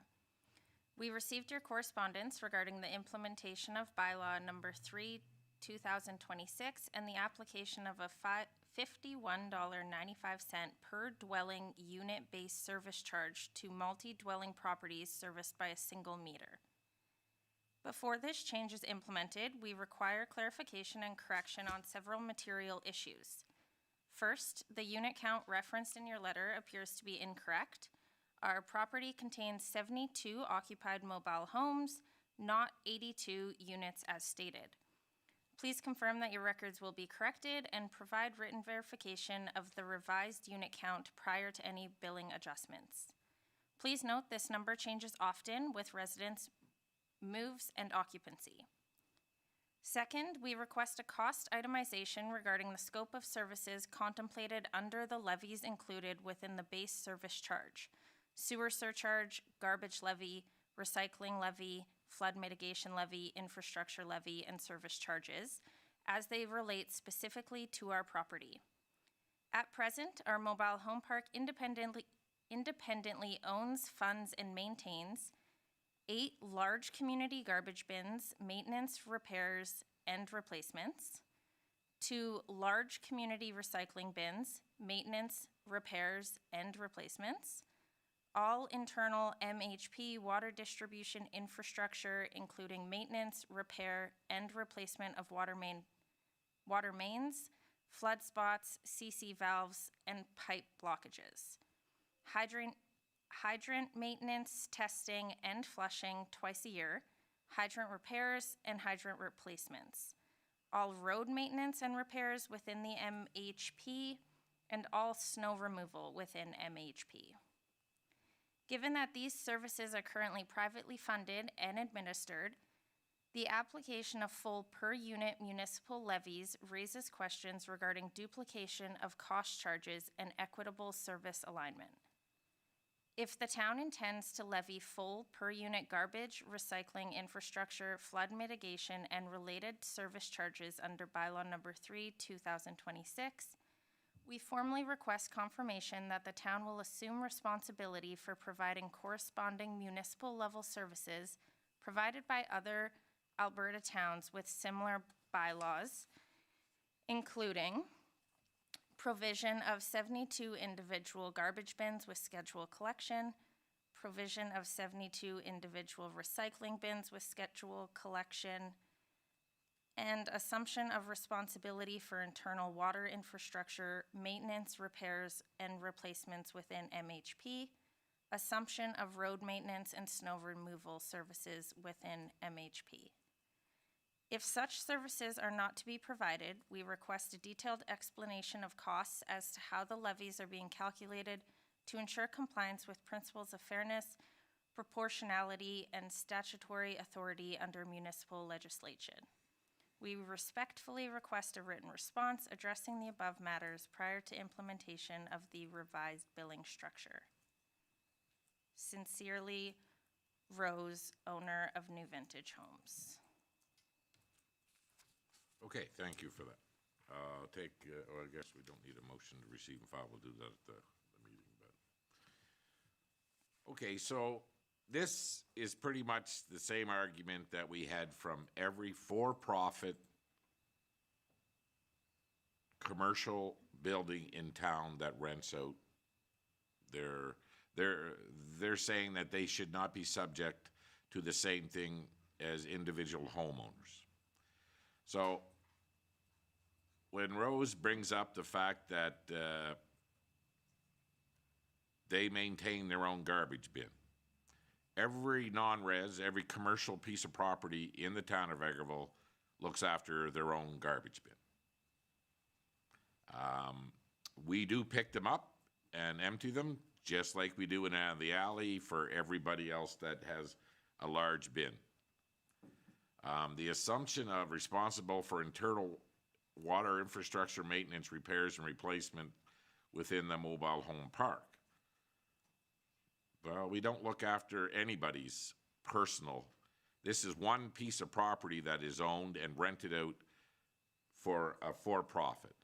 That'd be like somebody, the town coming to my house and fixing my water leak in my, from the curb back to my place. We don't do that neither. When it comes to the road maintenance and stuff, I would love for the town to look after my driveway, but that's just not the way it works. So everybody needs to understand is all we're trying to do is make it fair. Everybody in the trailer park, every person within an apartment building, every person that lives in a fourplex, families, are using exactly all the infrastructure, but they're not contributing to it. And this has been on the town for, this is our fault. This should never, ever have happened because it's just not fair to every taxpayer in town.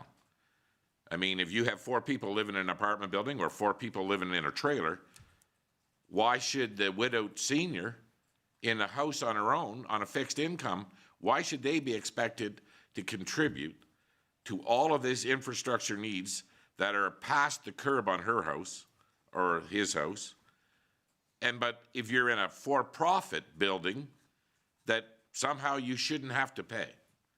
And this is what the problem is.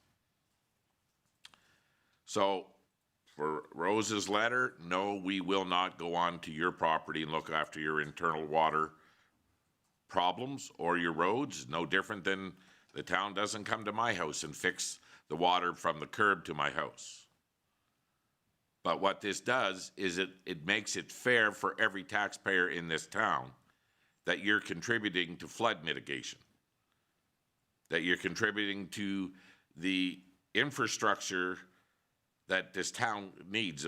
We just had the Force Main project, $3.8 million. The flood mitigation problem, $2.5 million. Why is every other taxpayer in this town have to pay for it? But if you're in a for-profit building, commercial building, the expectations of these owners of these facilities is our people shouldn't have to pay. But if you look at a rental house, same business, they're renting a 2-bedroom, they're paying a lot more taxes for that house, and yes, all those people are paying their utility bill. So it's an unfair advantage to be in an apartment building or in a trailer park. It's just, this is not trying to say that we're picking on apartment buildings. What we're trying to do is correct an error that has been in place for a long time.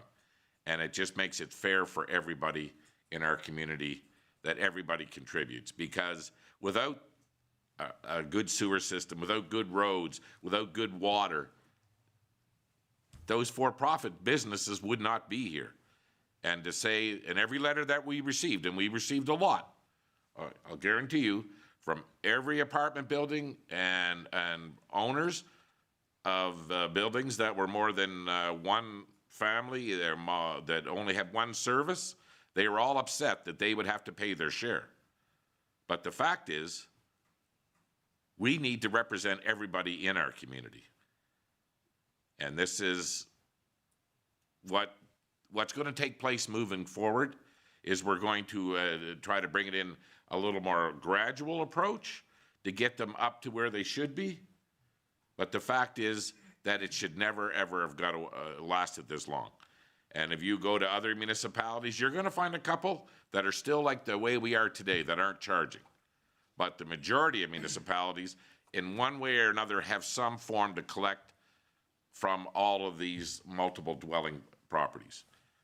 Like, for instance, if you built a fourplex before 1990, you weren't paying. But if you built it after 1990, you would have 4 separate meters. So all your residents would be now paying a utility bill. So I get it. All of council get it. We read all the letters. But it's not fair that these for-profit businesses under the rental properties were not carrying their weight. Go ahead, Councilor Rudick. So there are some specific questions in some of the letters from the landlords and property owners that I would hope administration is going to be able to answer. Some of the questions are very specific to their individual properties, but just because this one's just been read aloud, the first question that was asked, for example, if there are only 72 occupied mobile homes as compared to 82 doors on the property, what will our approach be? I can take that one. So this is no different than other properties where if you have a vacant household in town, you're still paying the minimum fee per month. So having the service available is getting the additional fee. And so we're also trying to capture this so we can make the argument there's vacant residential and non-residential lots where they're not paying that utility bill. That's where we're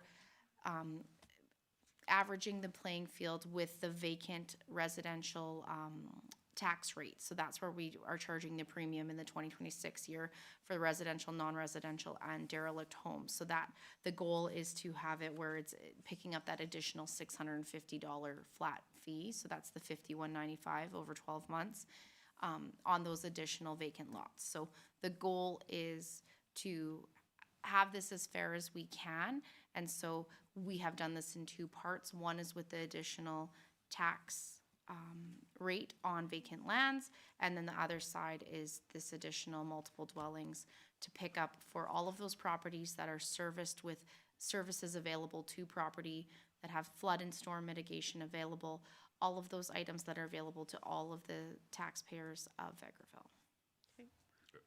You have a follow-up? I do. Go ahead. Thank you for clarifying that. I guess this will be a big change for some of the community members, so I appreciate that we've reached out to them. We've had some discussions here, and I'm sure there will be some more follow-up from their side as well as ours as we adjust through this next while. I just want it to be clear that we are very aware of the fact that we don't want this to be an unfair burden to the people that are actually residing in those different residences throughout the community, whether they're apartments or condos or the trailer park, but rather the larger projects. So for example, the reference here was made to flood areas on property. It's quite different than the flood mitigation, like North Parkway drainage was a huge project that required extensive engineering, a large construction that benefits the entire community. So no different than I am responsible for making sure the grade on my property is appropriate slope to the front and the back. That is quite different than having flood mitigation in place that the entire community benefits from. So some of those bigger projects maybe are not completely clear to some of the landowners or property owners as they're trying to understand the cost implications. So I guess the other part of this is We've done the first initial reach out. We've done some discussion here as council. What is the next step in terms of sharing this with the owners of these multi-dwelling utility billing? How are we going to disseminate that information with those folks to be able to, again, make sure that the people that reside there, because we did receive letters from some of those people too that are understandably concerned and anxious about an increase in their rent. But we're going to be moving to the next phase. What does that look like? I can take that one as well. So as noted prior, we did send out the formal letters to each of the property owners regarding the proposed increase in fees. They had their feedback time period, which was till March 17th. This is the first legislative meeting since that time. It seems like forever ago, but this is our next ledge meeting after the deadline. And we will follow up with all of these property owners, the ones that have reached out to us, including, and ones that have not, depending on council's decision this evening on what our goal is going forward as to the cost per multiple dwelling unit. If there's any changes there that I know we have proposed, we will make sure we follow up. And then as far as reaching out to individual tenants, I don't know that that is something that's been on our to-do, but we will be reaching out to all the property owners. Okay, thank you. Go ahead, Councillor Jagal. Thank you. I just wanted to point out that a part of the correspondence in our agenda package for this meeting, which is obviously available to council, but also the public, is the presentation that McKinley put together for us. And there's one slide in there in particular that in our council workshop regarding this bylaw, we weighed heavily on, and it is the variance, the rather large variance between the monthly cost per unit of the 7 multiple dwelling properties in town. And so I encourage the property owners to have a look at that and add this to their own research and determine if there is a reason that perhaps, I mean, I feel like they will know which line item they fall under. They're not named, but if you are one of the higher ones with a monthly cost per unit higher than the rest, that perhaps the only thing we could figure was energy efficiency, if that maybe plays a role. But just want to encourage everyone to do their part in figuring out other ways that they can mitigate some of that cost on their utility bill. Okay. All right, I have said presentation talked about to present again. I know council has seen this presentation once before, but we thought it would be a good idea just to give some more detail for all the residents that provided feedback and landowners, just to give them more information and detail and answer some of the questions that they've had. So if we go to the next slide, this is the agenda we'll be going through. I'm going to provide some background information. We're going to look at what other municipalities are doing, as Mayor McPhee mentioned, and then we're going to have some discussion. I wanted to start off by providing some overall background on utility fees. So the purpose of this slide is to illustrate the flat rate fees on all of the town of Vegreville utility bills. Utility bills are provided for each individual water meter. Residential houses typically only have 1 meter, and therefore they only pay these base fees on their utility bill every month. The multiple dwelling fee comes into effect for ratepayers that have multiple dwellings on only 1 utility meter. So for example, as Mayor McPhee mentioned, a condo building with 50 units would only receive 1 utility bill, and therefore they would only be paying 1 base fee per month for 50 utility users. And on the next slide, this brings us to the multiple dwelling monthly fee and what makes up the originally proposed $51.95 monthly charge. So the $51.95 originally discussed is made up of the following charges. It's the flood mitigation, residential garbage, infrastructure replacement fees, sewer surcharges, recycling fees, and service charges. So whenever I refer to a base rate throughout this presentation, this is what we're referring to. We're referring to the $51.95 that's made up of all of these operational costs. This utility base rate of $51.95 per unit is intended to recover infrastructure and operating costs. The idea of the multiple dwelling charge is that costs, such as the sewer surcharge and infrastructure replacement fee, are driven by the number of dwelling units and users connected to the town's systems, and not just the number of meters installed in the properties. If we go to the next slide, I wanted to bring this graph up to remind everyone where the town sits in comparison to other municipalities on sales and user charges per capita. So if we look at this graph, which we have all decided is not the greatest on screen, but if we look at this graph on the x-axis, you'll see the years, and on the y-axis, you'll see the revenue per capita of sales and user charges.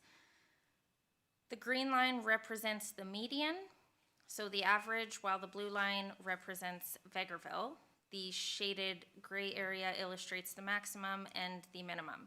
So you can see that the town of Vegreville is well below the average at $829 per capita, with the maximum gray shaded area reaching $4,000 per capita, meaning that the fees we charge for sales and user charges, such as waste and utility, are well below the average. So if we go to the next slide, we're now going to dive into the details of the multiple dwelling fees. The multiple dwelling fee impacts 20 multi-unit dwellings and 5 hotels and motels within the town of Vegreville.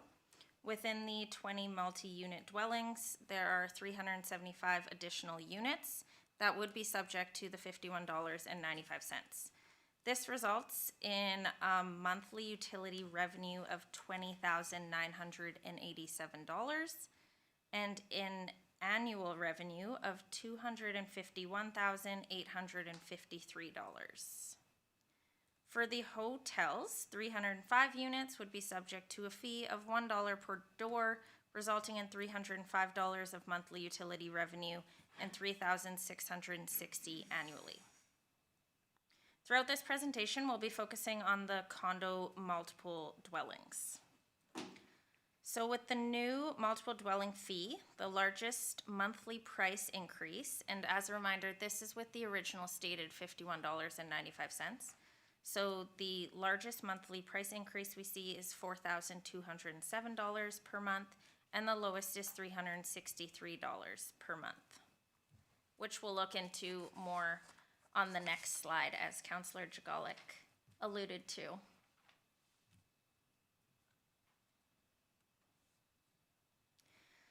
On this slide is an example of the bill impacts for 7 of the 20 apartment complexes with the $51.95 increase per unit.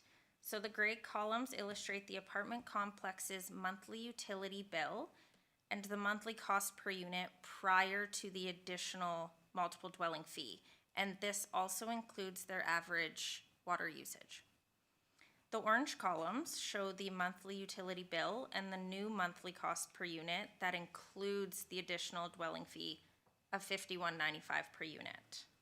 So if we look at property number 6, for example, the original bill was $755 per month for 41 units.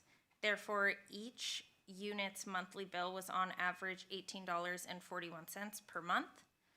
With the additional dwelling fee, the cost per unit would be $69 per month, which is much more consistent with the average utility bill for residential properties that we see.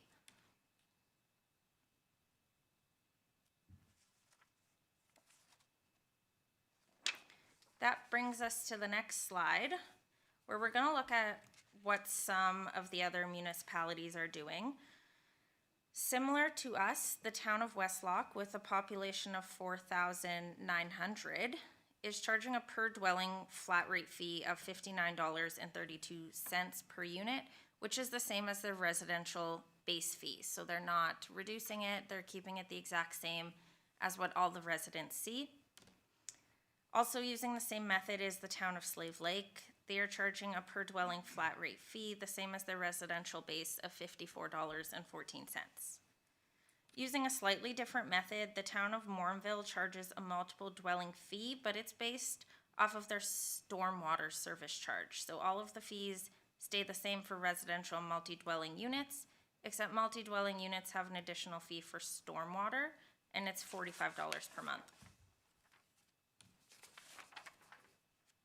If we go to the next slide, the purpose of this slide is to illustrate how every single municipality differs significantly in what they're charging for multiple dwellings.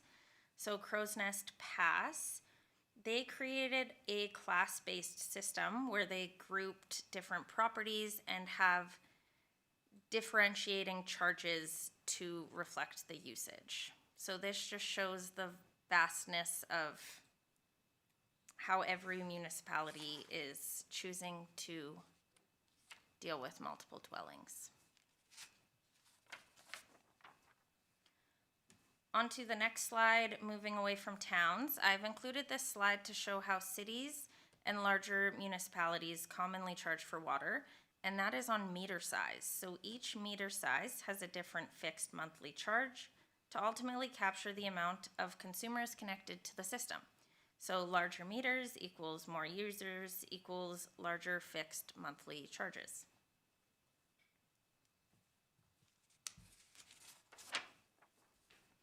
And this last slide is a summary of the municipalities and the methods that they're using to summarize it nicely. As Mayor McPhee has mentioned, council has gotten together and we've had discussions and looked at all the feedback we received from the residents. And would you like me to go into the conclusion, or does someone want to take it from here? You wanna start talking about what we come out of our workshop, what the council is proposing? Absolutely. Okay, well, first of all, is there any other questions of council regarding Manager Kinley's presentation? Okay, just before we do that, I would just like to bring up all the other letters we received. And all the letters were from the owners of apartment buildings or multi-family types buildings. And a lot of what was brought up was, well, you know, I have a lot of seniors on fixed income in my building. We offer affordable housing. We have people on AISH, and this is going to really hurt them. I can tell you right now that I only know of one piece of property in town that is it has provincial backing for reductions in rent, or what's the word I'm looking for, subsidized. I think there's only one that we've ever seen in town that was subsidized through a provincial or a federal program. And if I'm not mistaken, they all have a utility bill. Correct. I know they do because they all have a water meter. As somebody that's had a lot of rental houses in town, I've had a lot of seniors on fixed income and a lot of people that are on AISH rent at my houses. And they all had to pay a utility bill. So again, if some of these landlords are saying that they are providing affordable housing, or there's a certain portions of their rental, their numbers, they have apartments, they're tied to some sort of low rent that they take on their own or something, it doesn't really matter, because every other place in our community has to pay these charges. So, and there's probably people upset that we're not reading all these letters, but they're all pretty much the same from the owners of these apartment buildings and other multifamily dwellings. where they're saying that it's gonna hurt their business. Well, there's really nothing we can do because, I don't know, we just came back from a conference and we just started realizing how many dollars we're missing in infrastructure from the province. And what we were told, and we did an exercise, that in the last 7 years difference from then till today, we receive half of the funding we used to for infrastructure. And everybody that's in these apartment buildings or in a trailer park or in a fourplex are still using the same infrastructure as everybody else. The cost of the replacing infrastructure is doubled, and we get half the money from the province to carry on these things. So it's not like we're trying to single anybody out.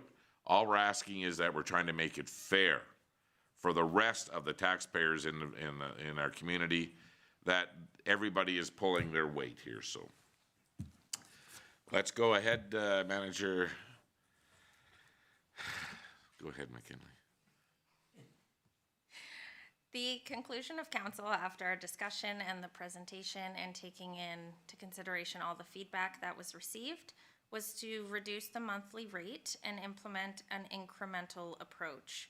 So with this incremental approach, this year we will start at $35 per unit and increase $5 yearly until the base rate is consistent with the town-wide residential rate. Okay, is everybody still in agreement with that? Okay. Does anybody want to speak on that and how we come up with that? Go ahead. You could be next, Councillor Curtis. Thank you, Your Worship. There is a bit of a challenge here to be able to come up with the revenue that we need as a municipality to be able to provide the services that our residents require, much less request. So it is a delicate balance, and we do appreciate. There were a few letters from the people that actually are renters, and for that reason too, that definitely featured in some of my considerations, is making sure that some of those folks have their financial needs considered, because it wasn't something that they had budgeted for. However, I do feel like the staged approach is probably something that is maybe a more amenable approach than to start from zero to implement the full cost of our basic charges per door. And hopefully we'll be able to develop a good way to be able to share that information with those landowners or property owners, so that they can understand what's the intention behind here, is that while this might feel punitive, it is actually for the maintenance of our basic services that we provide for residents. And we need to be able to demonstrate some equity and fairness across all property owners, understanding that there are certainly some challenges for folks in terms of affordability. So I think this is maybe the way that we've tried to meet both of those requirements. Okay, thank you. Councillor Curtis. Thank you. On the same lines as Councillor Rudick, equitability, that good? Can't talk today. And just fairness across the board. That's the whole intent of this. It's no different than the vacant property side of things. Vacant property that wasn't getting billed correctly, still had sidewalk in front of it, that still had to get repaired. Still infrastructure coming to it, that would still need to be repaired or replaced eventually, so everybody has to pull their own weight. And this kind of staged approach is our way of getting this back to where it should be and giving people time to adjust. Okay, well, then we will be passing this at the Monday's meeting. Okay, thank you. Thank you, Manager Makowecki. And thanks for you and you guys looking into all the other municipalities and stuff. And like, some of them are so complicated, it just doesn't, people wouldn't even read their utility bill if they looked into it, like how complicated it is, the numbers, how they come up with them, so. Okay, so next up, we have Director Saskew, fees and charges bylaw. Thank you, Your Worship. So leading right through the changes proposed, they are reflected in this updated fees and charges bylaw. So this is draft 2026 fees and charges bylaw. The fees and charges bylaw is being brought forward to council to amend 3 schedules: fire, utilities, and visitor information center, and consolidate the amending bylaws passed by council earlier this year. If this bylaw is approved, council bylaws 12-2025, 01-2026, and 03-2026 will be repealed. So this will make it much more easy to view our full and comprehensive up-to-date fees and charges bylaw. We will take the 3 piecemeal ones and consolidate them all into a large one again. Schedule J, fire fees and charges. With the proposed amendments to bylaw 02-2018, fire services bylaw, amendments will need to be applied to the fire fees and charges outlined in the town's fees and charges bylaw, Schedule J. This includes updating the reference bylaw section numbers as per the new draft fire services bylaw, removing the fee for permit to sell fireworks per site because selling fireworks within the town of Vegreville would no longer be permitted, and water per cubic meter amended to as per the rate indicated in the utility fees and charges. So that is just to keep it consistent with the utilities fees and charges as we move forward. In 2025, council increased all fees and charges by 15%. This included response vehicle rates. Town of Vegreville typically sets these rates in alignment with Alberta Transportation. Administration is bringing this forward because we would like to confirm if council would like to keep the current rates outlined in the fees and charges bylaw or decrease the rates in alignment with Alberta Transportation rates. Administration is also requesting that council revisit the fees and charges for false alarm responses. Currently, first offenses for false alarm response are invoiced for commercial properties who have not maintained their system in accordance with the fire code and residential properties due to negligence or undue care. Commercial properties whose systems are maintained to fire code are not charged for false alarm response until the second offense in 6 months. Administration is recommending that, due to owner-occupant negligence or undue care, be removed from the bylaw and that all residential properties receive a no-charge warning on the first offense. Alternatively, council may add a secondary category for residential false alarm responses to capture those who are negligent and maintain the current charges for first offense. Administration is currently drafting a procedure to ensure compliance and consistent documentation for false alarm responses based on the direction of council. Hold on, my second page is not there. I have to go back to my memo. I feel like the whole second page is actually even missing from this attachment because we go into a detail on the other changes.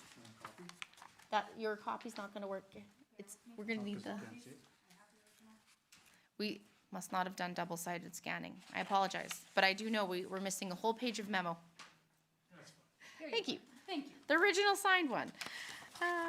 Here we go. I can prove that I read these things before we submit them. We're missing this whole page. Okay.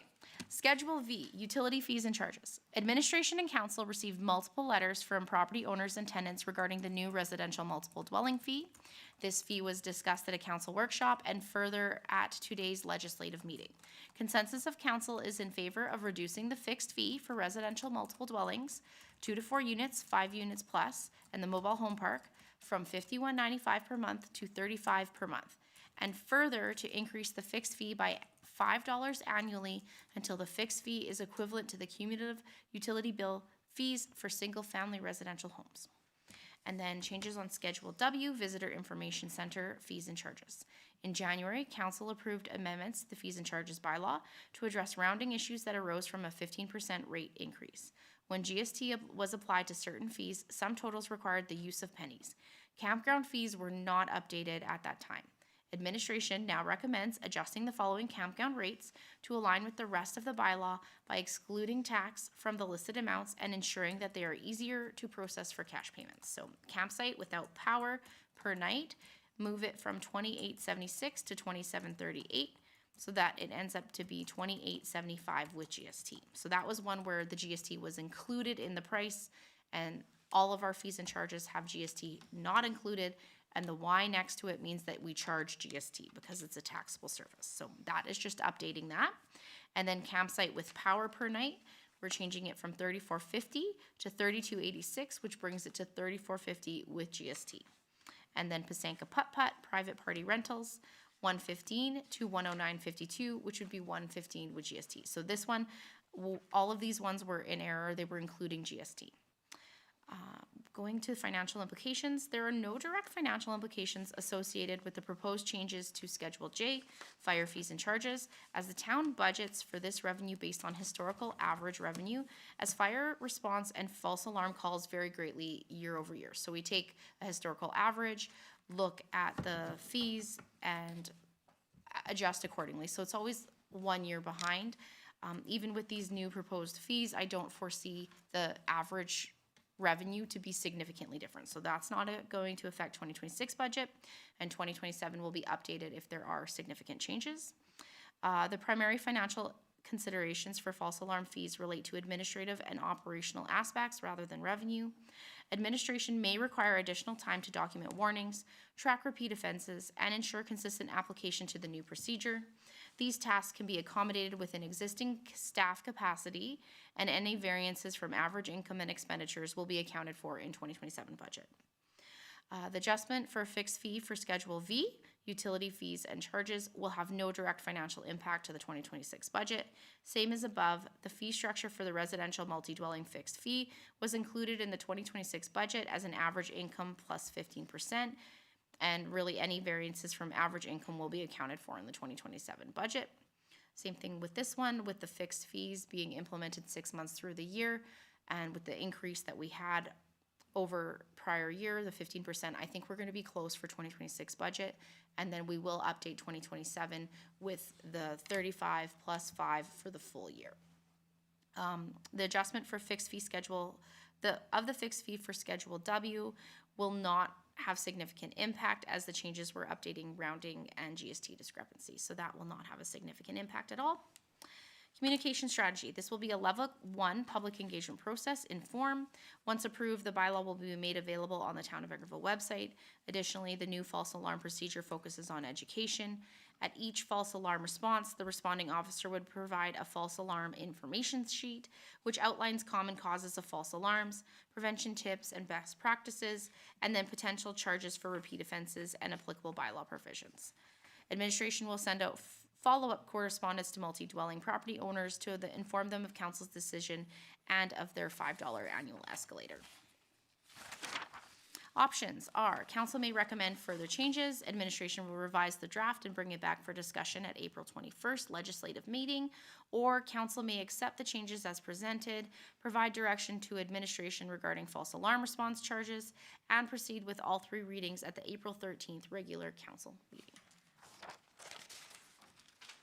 Okay, so this is just not amending our fees and charges. This is a whole new bylaw.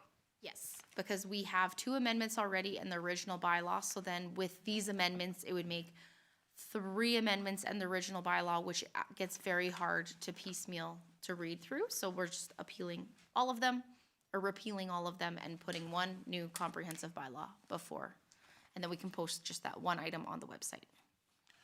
Okay, so other than the proposed policy regarding false alarms, is there anybody that is opposed to any of the changes that will be in the new fees and charges bylaw? Okay, so then let's talk about the procedure regarding the false alarms. I mean, it's something that we're not going to see right away, because we need some more history into this, correct? I suppose so, yeah. So the procedure regarding the false alarms, going forward, it's wanting to know if council wants to do the 0 or the free first offense for residential, because in the bylaw, as it was proposed, there was a fee for first offense. So that is the will of council, to allow for the 1 infraction in 6 months. Okay, so was that new? Because prior to that, there was the free one.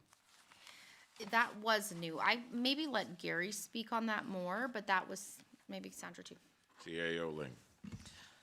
It wasn't necessarily new, but the way the old fire services and fees and charges, and then going forward, the fees and charges bylaw was written, is that it was written that It was regarding maintenance up to the standard of the fire code. So if you were maintaining your property up to the maintenance of the, as per the legislated maintenance for the fire code, your first false alarm was free. But that was actually meant for commercial sites that have to follow the fire codes because they got sprinkler systems, all that other stuff, not meant for homeowners. So it was an interpretation as to the fire chief of the day. Then when, years ago, when TELUS walked around and sold their home security and said that, We're not just singling out TELUS. no. There was no, a but lot of different companies. There was other ones, but the big push is that there was a lot of people signing up for TELUS home security, that the salespeople were not informing the homeowners that when you install this, you need to set up with the actual, like, you need to contact the security company and say, when an alarm goes off, the first call you make is to me as the homeowner, and I will know that, you know what, I burnt the toast, or my turkey burnt and it's my oven setting off the smoke detector. So we had a rash of false alarms come in because people were they were setting up these security systems and then they would burn their toast, or the heat from their oven when they opened the door would set off the sensor, and our fire department would roll out, or the command unit would roll out. And so that's when it got to be, okay, we put out a big push on social media and our website and everything, educating the public to go ahead and ensure that they have contacted their security companies, that they were the first call. And that worked for a while. But there's been another rush of door-to-door salesmen and stuff like that. So with that knowledge in mind, and the fact that we've had a few false alarms that the fire department has been going out for, and now that we have in the new fire services bylaw and in the fees and charges bylaw, we're defining residential versus commercial. It is up to council to decide, are you going to give a free false alarm, or do you For the want residential. for the residential, or do you want them to be informed about the system they own and that they need to have the proper call outs to ensure that they aren't contacting the fire department unless it's an actual emergency? Okay, so I always thought that we had a free one, and I'm in favor of keeping that for residential, one free. And then they would be then educated that the first call needs to go to the homeowner. And if you're renting, and if you put a system in, you should actually have the homeowner as the second call out. So is there anybody against the one free first one for residential? Okay, go ahead. Yeah, and just to clarify, just because we were missing that second page of the first memo, this is helpful to be able to have a little bit more discussion here. The false alarm response for residential, the first call out being free is fine with me. Does this alleviate the concern that we've heard recently from landlords that may not have been informed about what was happening with a tenant, for example? Mayor has referenced that, but if, for example, a tenant did not inform the landlord that the landlord would be billed for the tenant's negligence, lack of responsiveness, whatever that looks like, has that been addressed? We will put it into procedure that once a false alarm, once the fire department goes out, hands out their educational materials and everything, that the Homeowner. landowner Yes.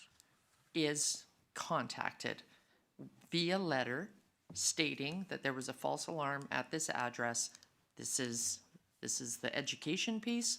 The next one will be, there's a fine. Okay, well, if that's into the procedure and the freebie, and again, it just costs money for people, you know, not to set up their security system in the right way.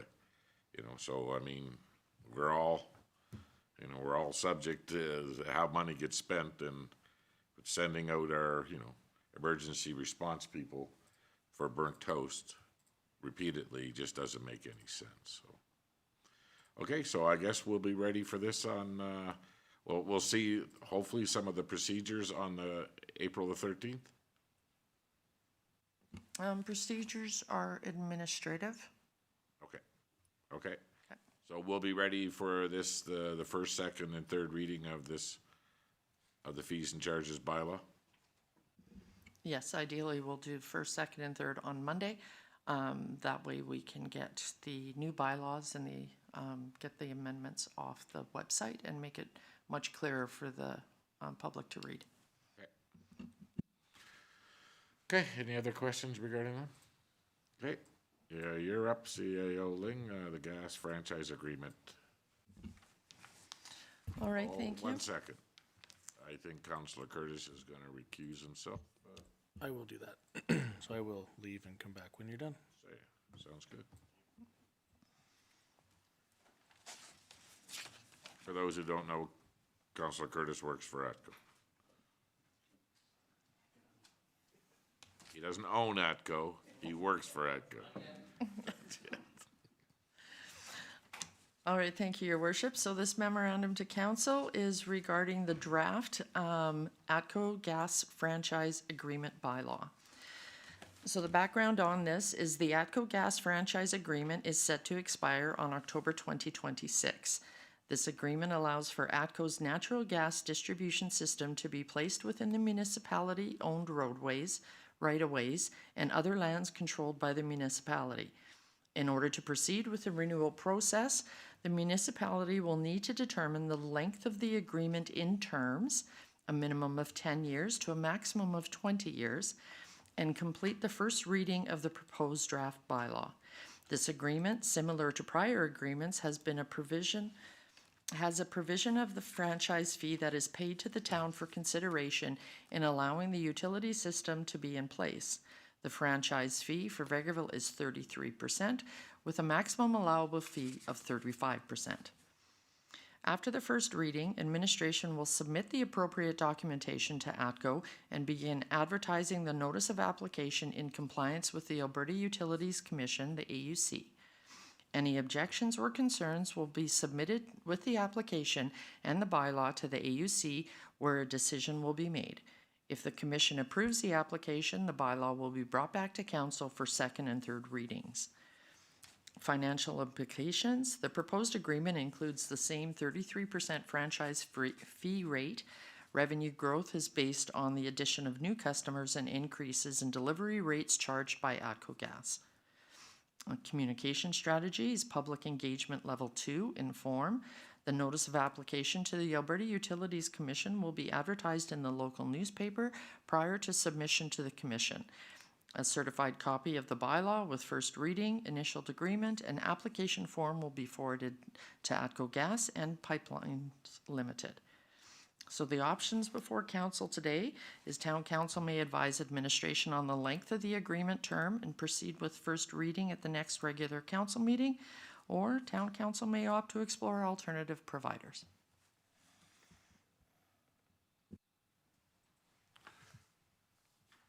What was the length of our last contract?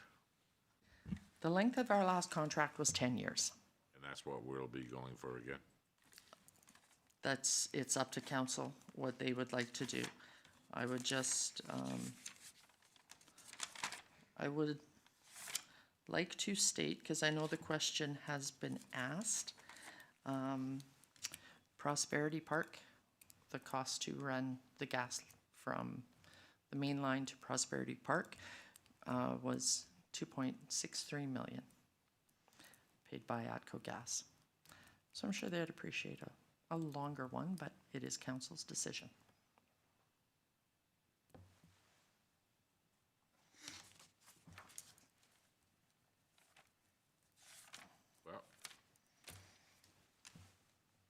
gonna see this on Monday, if we're ready?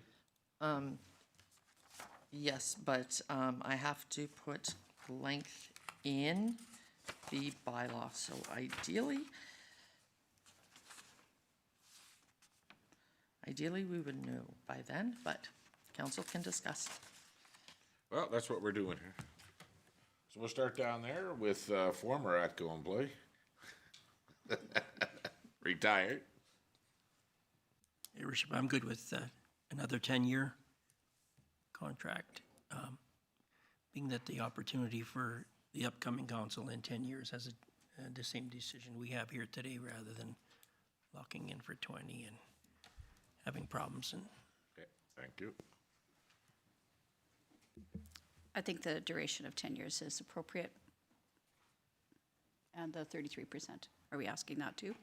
No, we do that at budget time, but we've Okay. already agreed that we're not up on that. What are your thoughts, Councillor Chagall, on the length of the contract with ATCO? Yeah, I would also suggest a term of 10 years. I got no issue with 10 years, your worship. Okay, well, 10 years it'll be.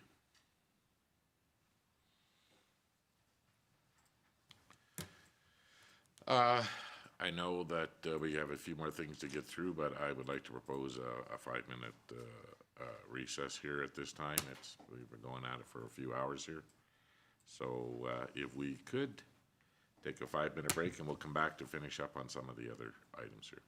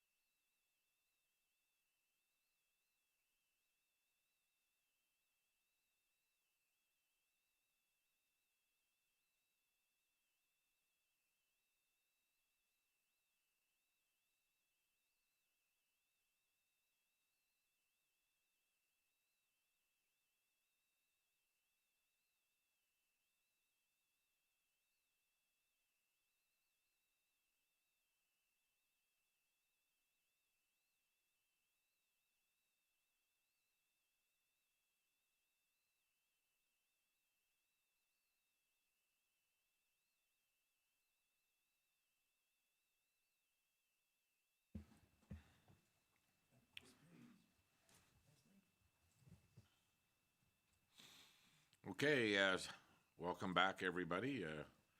We'll get moving on here with our agenda. Next up, we have a letter from the Honorable Dan Williams, Minister of Municipal Affairs, regarding Bill 28. Thank you, Your Worship. So the letter is dated April 2nd, 2026. I am pleased to share that today our government introduced Bill 28, the Municipal Affairs and Housing Statute Amendment Act 2026. Bill 28 makes amendments to the Municipal Government Act to modernize the municipal rules, improve clarity and consistency, and strengthen service delivery.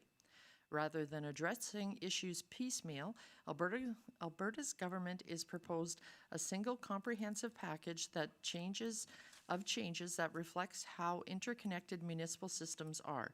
The proposed amendments are organized around 5 themes: growth and housing, how communities expand; assessment and property tax, how services are paid for fairly; governance and accountability, who is responsible and to whom; municipal transparency, how municipalities make decisions and operate day to day; and public institutions, how essential public services are governed and protected. Together, these 5 themes form a coherent approach to modernizing municipal legislation, solidifying local governance, and supporting communities across Alberta. Growth and housing. The proposed changes will accelerate construction to build more homes faster by improving transparency, reducing red tape, and lowering development costs by clarifying the application of off-site levies and requiring permit timeline reporting to be posted on municipal websites. Also included are amendments related to automatic yes frameworks, which allow municipalities to fast-track low-risk development permits, increasing predictability for builders and helping accelerate housing construction across Alberta.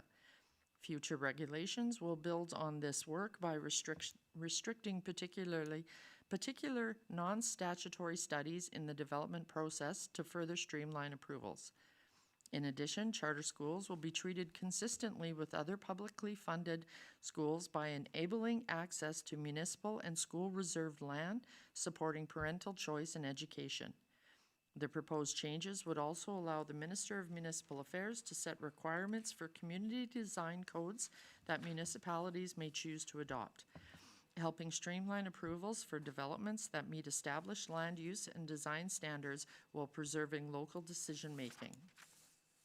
Assessment and property tax. The proposed legislative amendments will implement some of the decisions from the recently completed policy phase of the assessment model review. These decisions will lay the foundation to modernize the regulated property assessment system and promote fairness for municipalities and industries by clarifying the rules that determine which costs are accessible, which will improve consistency and reduce assessment appeals; enabling greater use of standardized rates for regulated property, which will increase predictability and efficiency of assessment; applying penalties to property owners who fail to report timely property information; and establishing a regular cycle for review of assessment models. More details about the outcomes of the policy phase of the assessment model review are being sent to you under separate cover. Using the updated rules and policies, the new model for assessing individual types of regulated properties will now be developed to better reflect current costs, technology, and construction practices. The work for this next phase of the assessment model review will be undertaken over the next 2 years and will continue to improve significant input from municipal, industry, and assessment stakeholders. Continue to involve significant input from municipal, industry, and assessment stakeholders. In addition, the proposed amendments will prevent municipalities from taxing Albertans on similar homes differently based solely on whether or how they are occupied. Governance and accountability. Alberta government is proposing to strengthen accountability and integrity in local government by creating a provincial councillor accountability framework. The framework will govern issues such as pecuniary interest, unauthorized use of municipal assets, disclosure of confidential information, egregious behavior, threatening behavior, and improper use of influence. Under the proper framework, complaints will be investigated by an independent third party, ensuring impartial, timely resolution of issues before they escalate, and a roster of commissioners will be appointed to the province to hear appeals. In addition, proposed changes will update the process for viability reviews by making the vote of electors a plebiscite, non-binding vote, with final decisions on dissolutions at Cabinet's discretion. This will apply to viability reviews that are already underway where a vote of electors has not yet occurred, as well as any future reviews. Municipal transparency. The proposed changes will improve transparency by requiring municipalities to publicly disclose the salaries of municipal staff above a specific threshold, aligning practices with other public sector disclosure standards. In addition, proposed changes will allow rural, small urban, and specialized municipalities to show policing costs on a separate line on property tax notices, improving transparency for residents. A province-wide framework for councillor information requests requiring timely access to readily available information and consistent sharing of broader information with all councillors will strengthen council's ability to govern effectively and make informed decisions. Councils will also be able to adopt local policies to manage significant information requests in a practical, sustainable way. The proposed changes will also modernize governance and operations of business improvement areas, including flexibility for interim appointments, electronic notifications, and in-year budget changes to reduce red tape, improve flexibility, and help commercial districts stay vibrant and responsive to local needs. Public institutions. The proposed amendments will clarify how municipalities govern and oversee municipal public utilities, establishing that municipalities may be required by regulation to transfer control and operations of a municipal public utility to a public utility entity such as a Regional Services Commission or a municipal controlled corporation. I invite you to read Bill 28. A copy of the bill can be found at this link, and additional information about the proposed amendments will also be available at this link. Sincerely, Dan Williams, ECA, Minister of Municipal Affairs. Okay, thank you. Well, there's some good stuff in here, that's for sure. The assessment and property tax. I mean, where there'll be some principles brought forward where we don't have to defend the assessors, that the province will have some hard facts already tied to this. So that's good. I mean, we don't actually set the assessment. We hire a company that the province gives us a list of who they approve. But I know it's a very cumbersome thing to try to get through at times, and people don't understand it, and so we'll wait to see how it's all gonna look. And the accountability on governance. I know where we were with our code of conduct before and recall, and it was very disastrous for a lot of councils in smaller municipalities. So, go ahead, Councilor Curtis. Thank you very much. Another thing to take away too is the separating out the police costs, because we're a community that pays quite a bit for our policing costs. And at our recent spring leaders conference, the minister also said that by all means separate out the education costs as well. So this will really get granular on, yes, it looks like it's all coming in here, but what is actually coming into the town, so. Go ahead, Councilor Rudick. I'm just wondering, I know that you haven't had a chance to fully understand the implications. At work, we've been looking at this too, trying to understand all the implications, because there are lots of different pieces of legislation that are included in this. The two things that stand out for me right now is, actually three. Our procedures bylaw that we had passed previously, is that going to interact or interfere with this, do you think? You're referring to the council procedure bylaw? Yes, sorry. No, not necessarily, because that governs how we set up our agendas, how we deal with delegations and all that stuff. That's not necessarily, that's the procedures part of it, not necessarily the governance part of it. My next question was around the reserve land that they've referred to here, making them available to charter and private schools. Do we have any tracts of land in our possession currently that are urban, or sorry, how do they refer to it? It would be school reserve or municipal reserve. Do we have any tracts of land that are currently termed as such that would have to be made available? Because this is going to be potentially problematic for some municipalities. At this time, no, we do not. We have, our growth is, our school is, the needs of the schools, like how many classrooms, how many seats they need and everything are determined by our growth. And as we sit right now with the 4 schools, we haven't hit max at either or any of our schools. So at this time, no. If we were to grow by a couple more subdivisions and like have an increase in growth where, let's say, we hit 9,000 in population, then we would start looking at putting land aside in subdivisions of where a new school would go. Okay.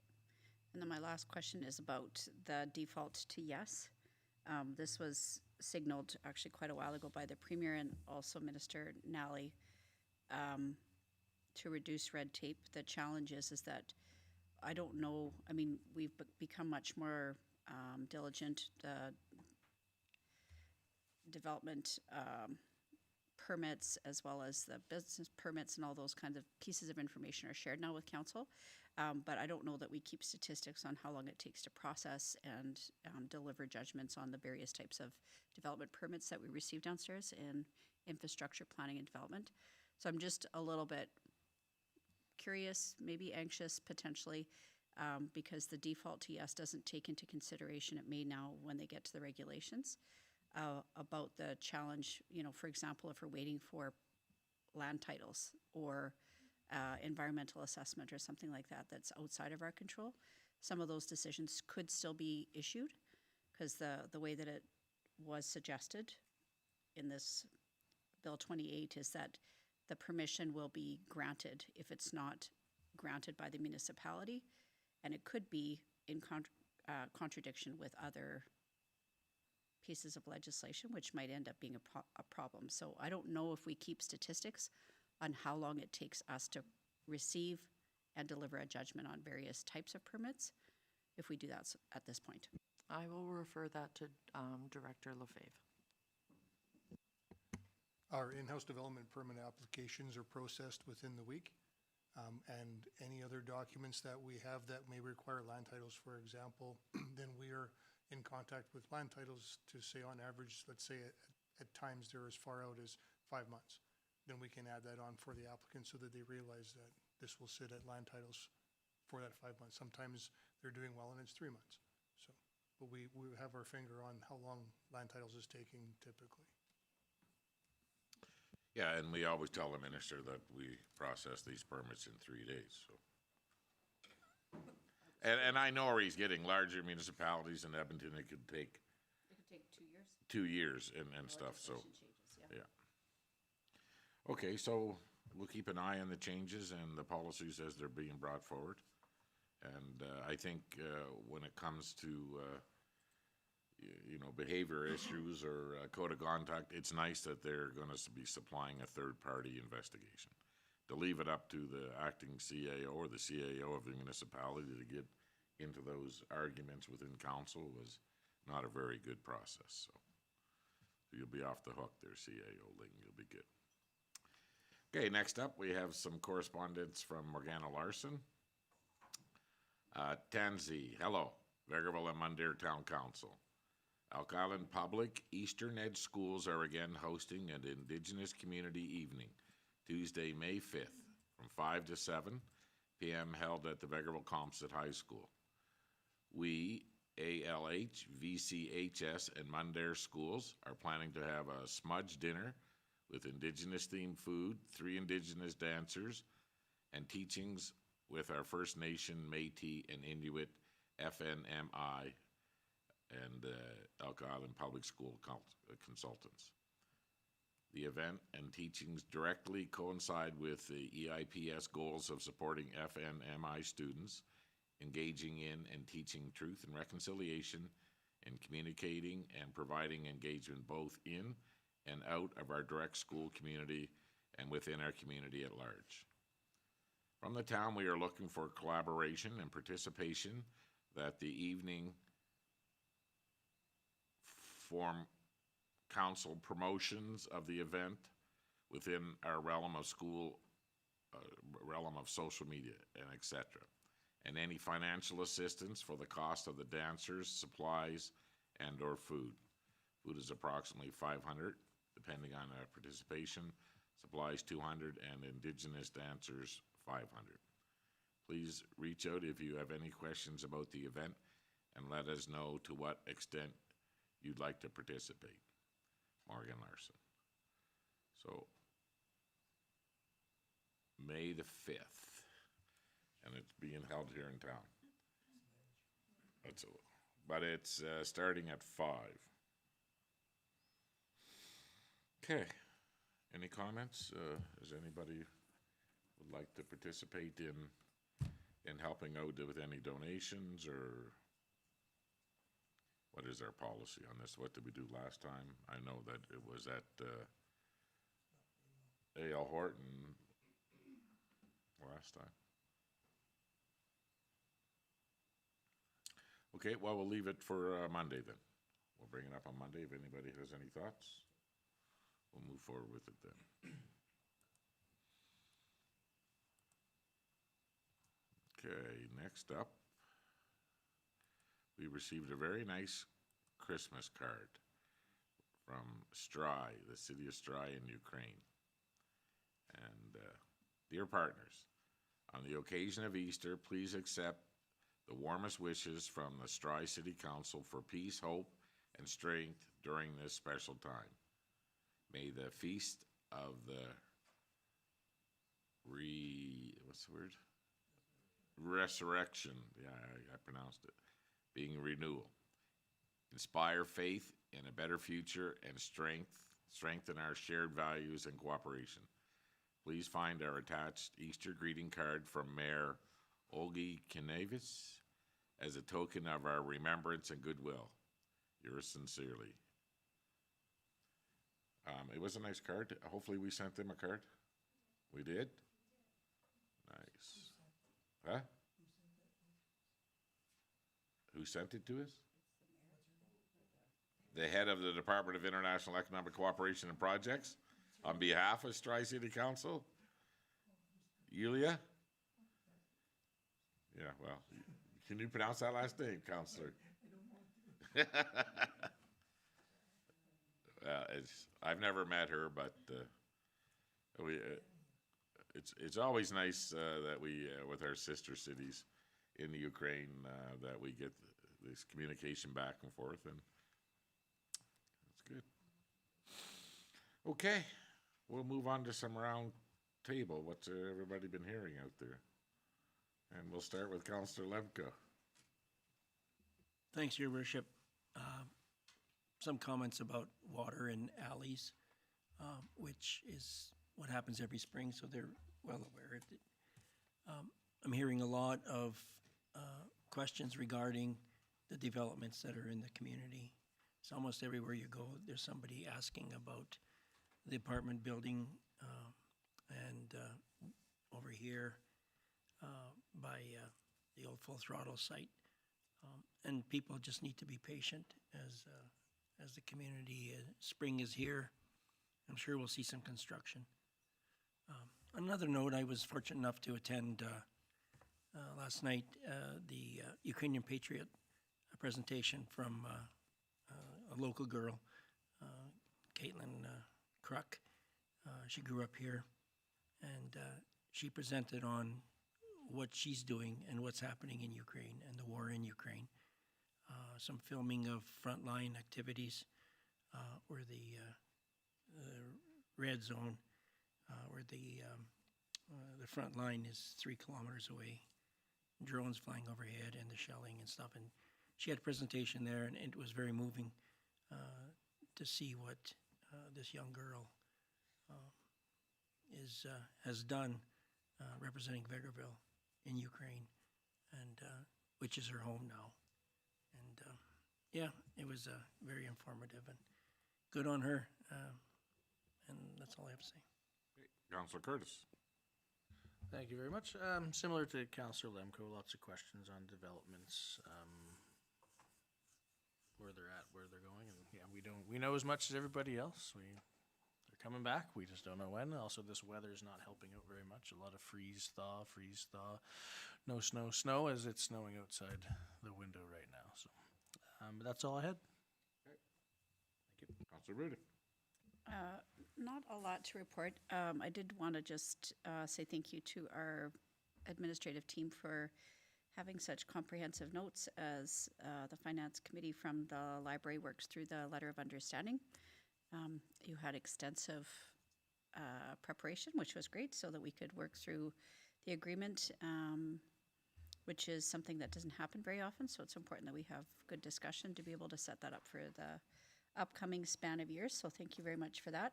I've had a few questions about back alleys. That's been, again, the question is about, are they rank ordered? How do we know where our alley is compared to other alleys? Because of course, everybody feels like theirs is the worst at that time. And I don't know that it necessarily makes people feel better to point out a worse alley. So I'm not really sure what our ranking is of that, but I think people are feeling like similar to Manager Quigg earlier, if they know that there's a way to be able to report it and hear back what happens with the back alleys, that might be helpful this time of year. Okay, thank you. Councilor Zagali. Thank you. I too don't have a whole heck of a lot. I did get one inquiry regarding progress on the south side recreation path and dog park. So I know Manager Kuzmik's not here today, but wondering if we know when that'll be coming down the chute. I think the last time we spoke about that, administration was going to provide some suggested routes and locations for those 2 items, and then we were going to begin our public engagement process. So if administration has any idea on when that'll be coming, I would appreciate being able to pass that information on. Otherwise, I've had some really good conversations with some people just regarding some of the work that council's been doing, policies and bylaws and things like that. But really, that's about it. Thank you. Okay. I don't know that we were talking about the south side in the walking trail, but I don't think that we put in the budget to supply or build a new DOLA. No, you didn't put it in the budget to supply a new DOLA. The DOLA is paid for by Shell. We got a $12,500 grant from Shell, and that was the project that got the go-ahead. So that that particular portion of it is paid for by Shell, but it's it was talked about at budget, but there was no budgetary implications for the DOLA itself. But we're in the process of identifying some sites that may. We have the area identified and everything like that. Part of it is we have to wait for the snow to and all the spring runoff and stuff like that. But we're limited to where it goes. So the public engagement piece may be more of a, this is where it's going to be, just because of. Based on the land that we actually have. Yeah. Councilor Rawl, what's happening? What are you hearing? Very similar to Councilor Curtis and Councilor Lemko. I had a lot of questions about development. Besides for that, not too much, but with it being our first meeting since we went to Spring Caucus, I know you touched on this earlier, just the jelly beans experiment and how there's half the funding there was several years ago.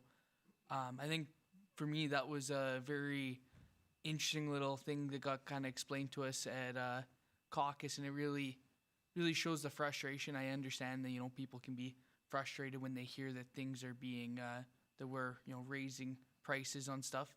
But unfortunately, I mean, when you see that stuff, that's kind of, it really puts into perspective the fact that, when we're putting in that stuff, it's not even to give us more exposable income. That's just to keep the same level of service that we are currently providing. And I think just going to that and hearing that presentation was a big learning curve for me.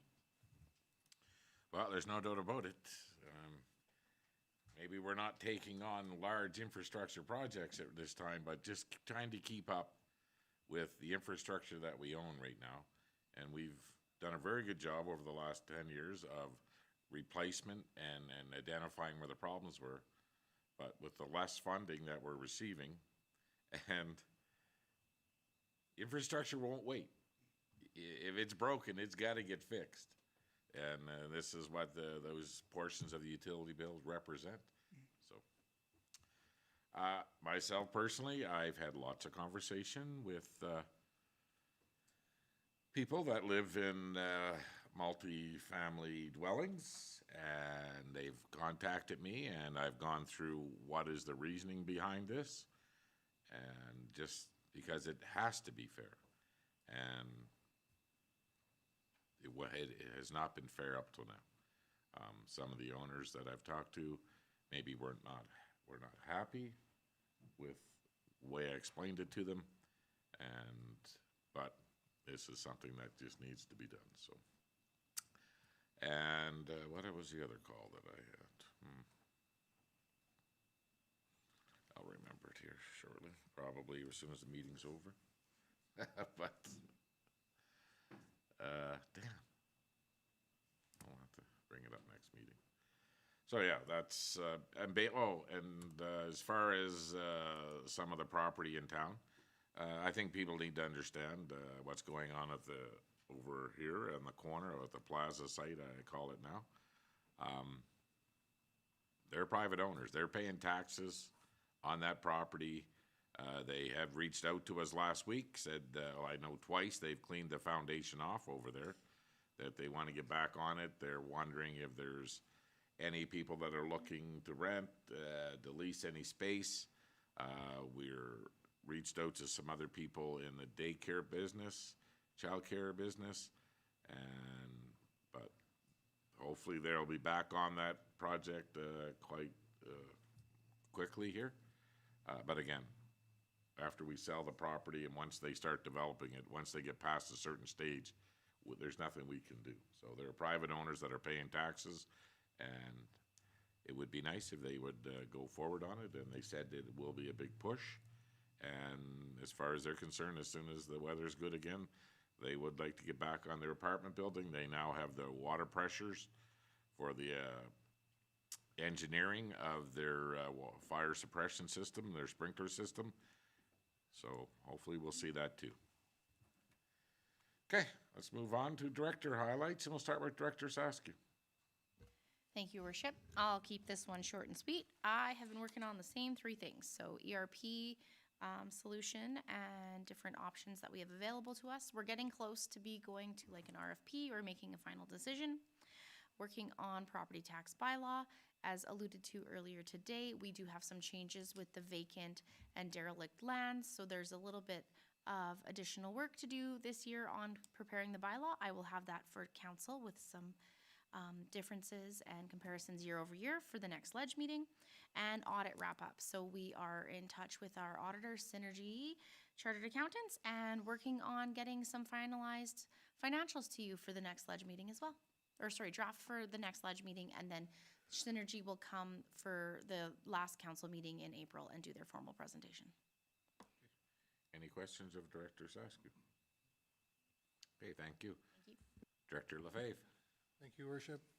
Just an update on the land use bylaw. Our Eagle River Consulting has reviewed the current land use bylaw along with a long list of things that we would like to change or get better information on, things we've come across that's not maybe covered clearly in the land use bylaw. So he's had those for some time, and then tomorrow Kayla will hook up with Peter, and we will set a time to start getting the land use committee together to take the next steps once we have it all laid out properly. So that's moving forward.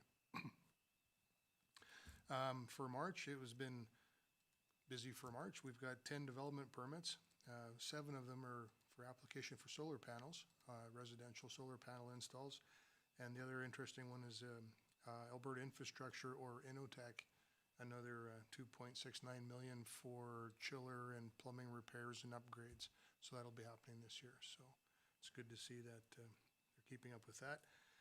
And next projects that have been started and going to start soon is a request for quotation and request for proposals for our building inspections. That's with the inspections group is who we currently use. We're going to do an RFP, and just to go out, it's good to do. Our contract's at the end of this year, and we'll have a look at that, as well as engineering services, general engineering services and project services that we currently do, as well as we have another engineering firm that does our landfill piezometer reporting for around our cells of our landfill, and they provide information and put a report together for us that's quite detailed, that then goes to Alberta Environment and helps us keep our accreditation for our Class 2 landfill. So we'll put those out for RFPs or RFQs, however it fits better. And then the 2026 Capital Works project, which is 45A Avenue. We've gone over the detail 2 times now. We will have a meeting with MP again and get the final design and then review it one last time. It's just some small things that have to change. The requirement for distance of fire hydrants has changed since when that subdivision was built in the 80s. So now we'll be adding in 1 fire hydrant in, which is always great for if you're on the fire department or live in the neighborhood to have an extra hydrant close by. And then some valves. Manholes are being redone. Some of those lines in the area have already been relined, and a few manholes have been replaced. So when we were done this year, it should be very similar to North Circle Drive, that we're wrapping up the last of the sewer repairs there this year, so we can get these whole community areas and feel confident they're good for another 50 years.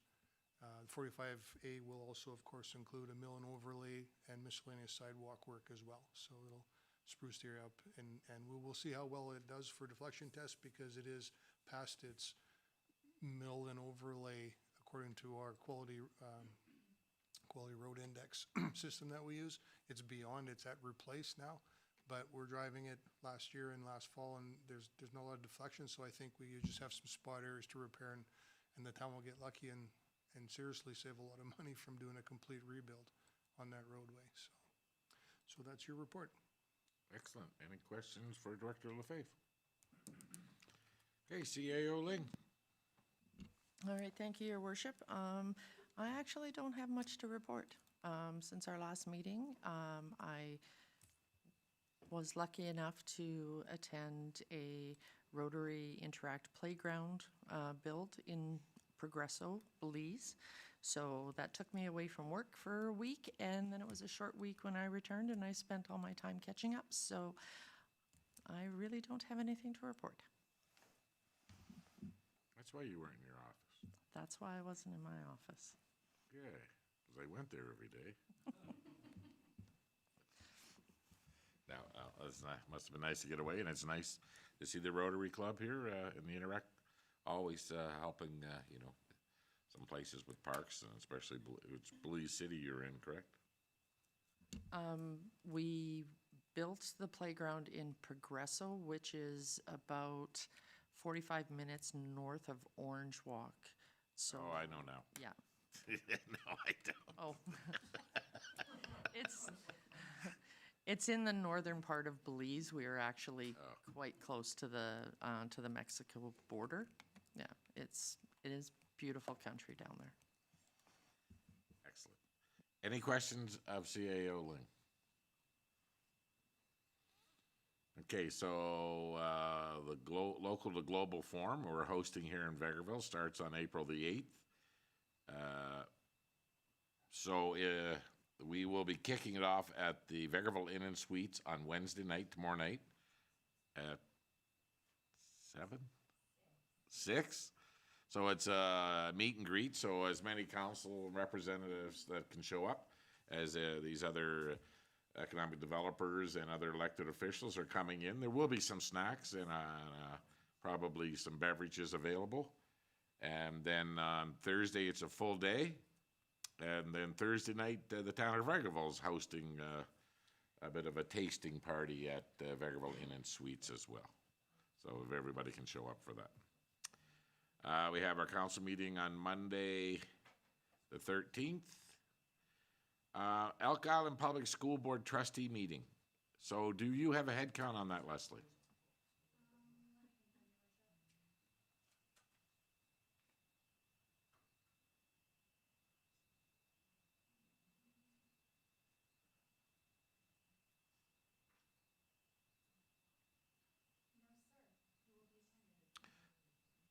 I think that Councilor Curtis, Councilor Jagalik, and myself will be out of town. Well, we definitely need you there. You'll be there. And Councilor Lemko, you'll be able to attend? Okay. So if we could just, do we know when Councilor Brajak is returning? Could you just reach out with her to confirm, and then we could get back to Elk Island and let them know what the numbers are? Is anybody from admin? I would imagine, CAO Ling, you'll be attending that meeting, Yes, I will.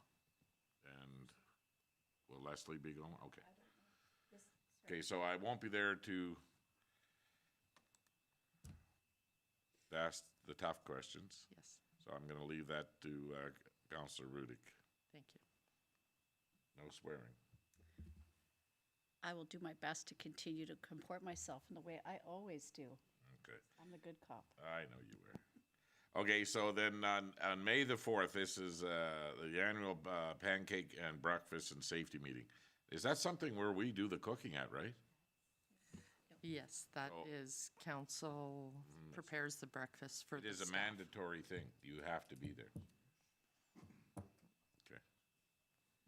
Good. Is there any other business of council? I see we have two pieces for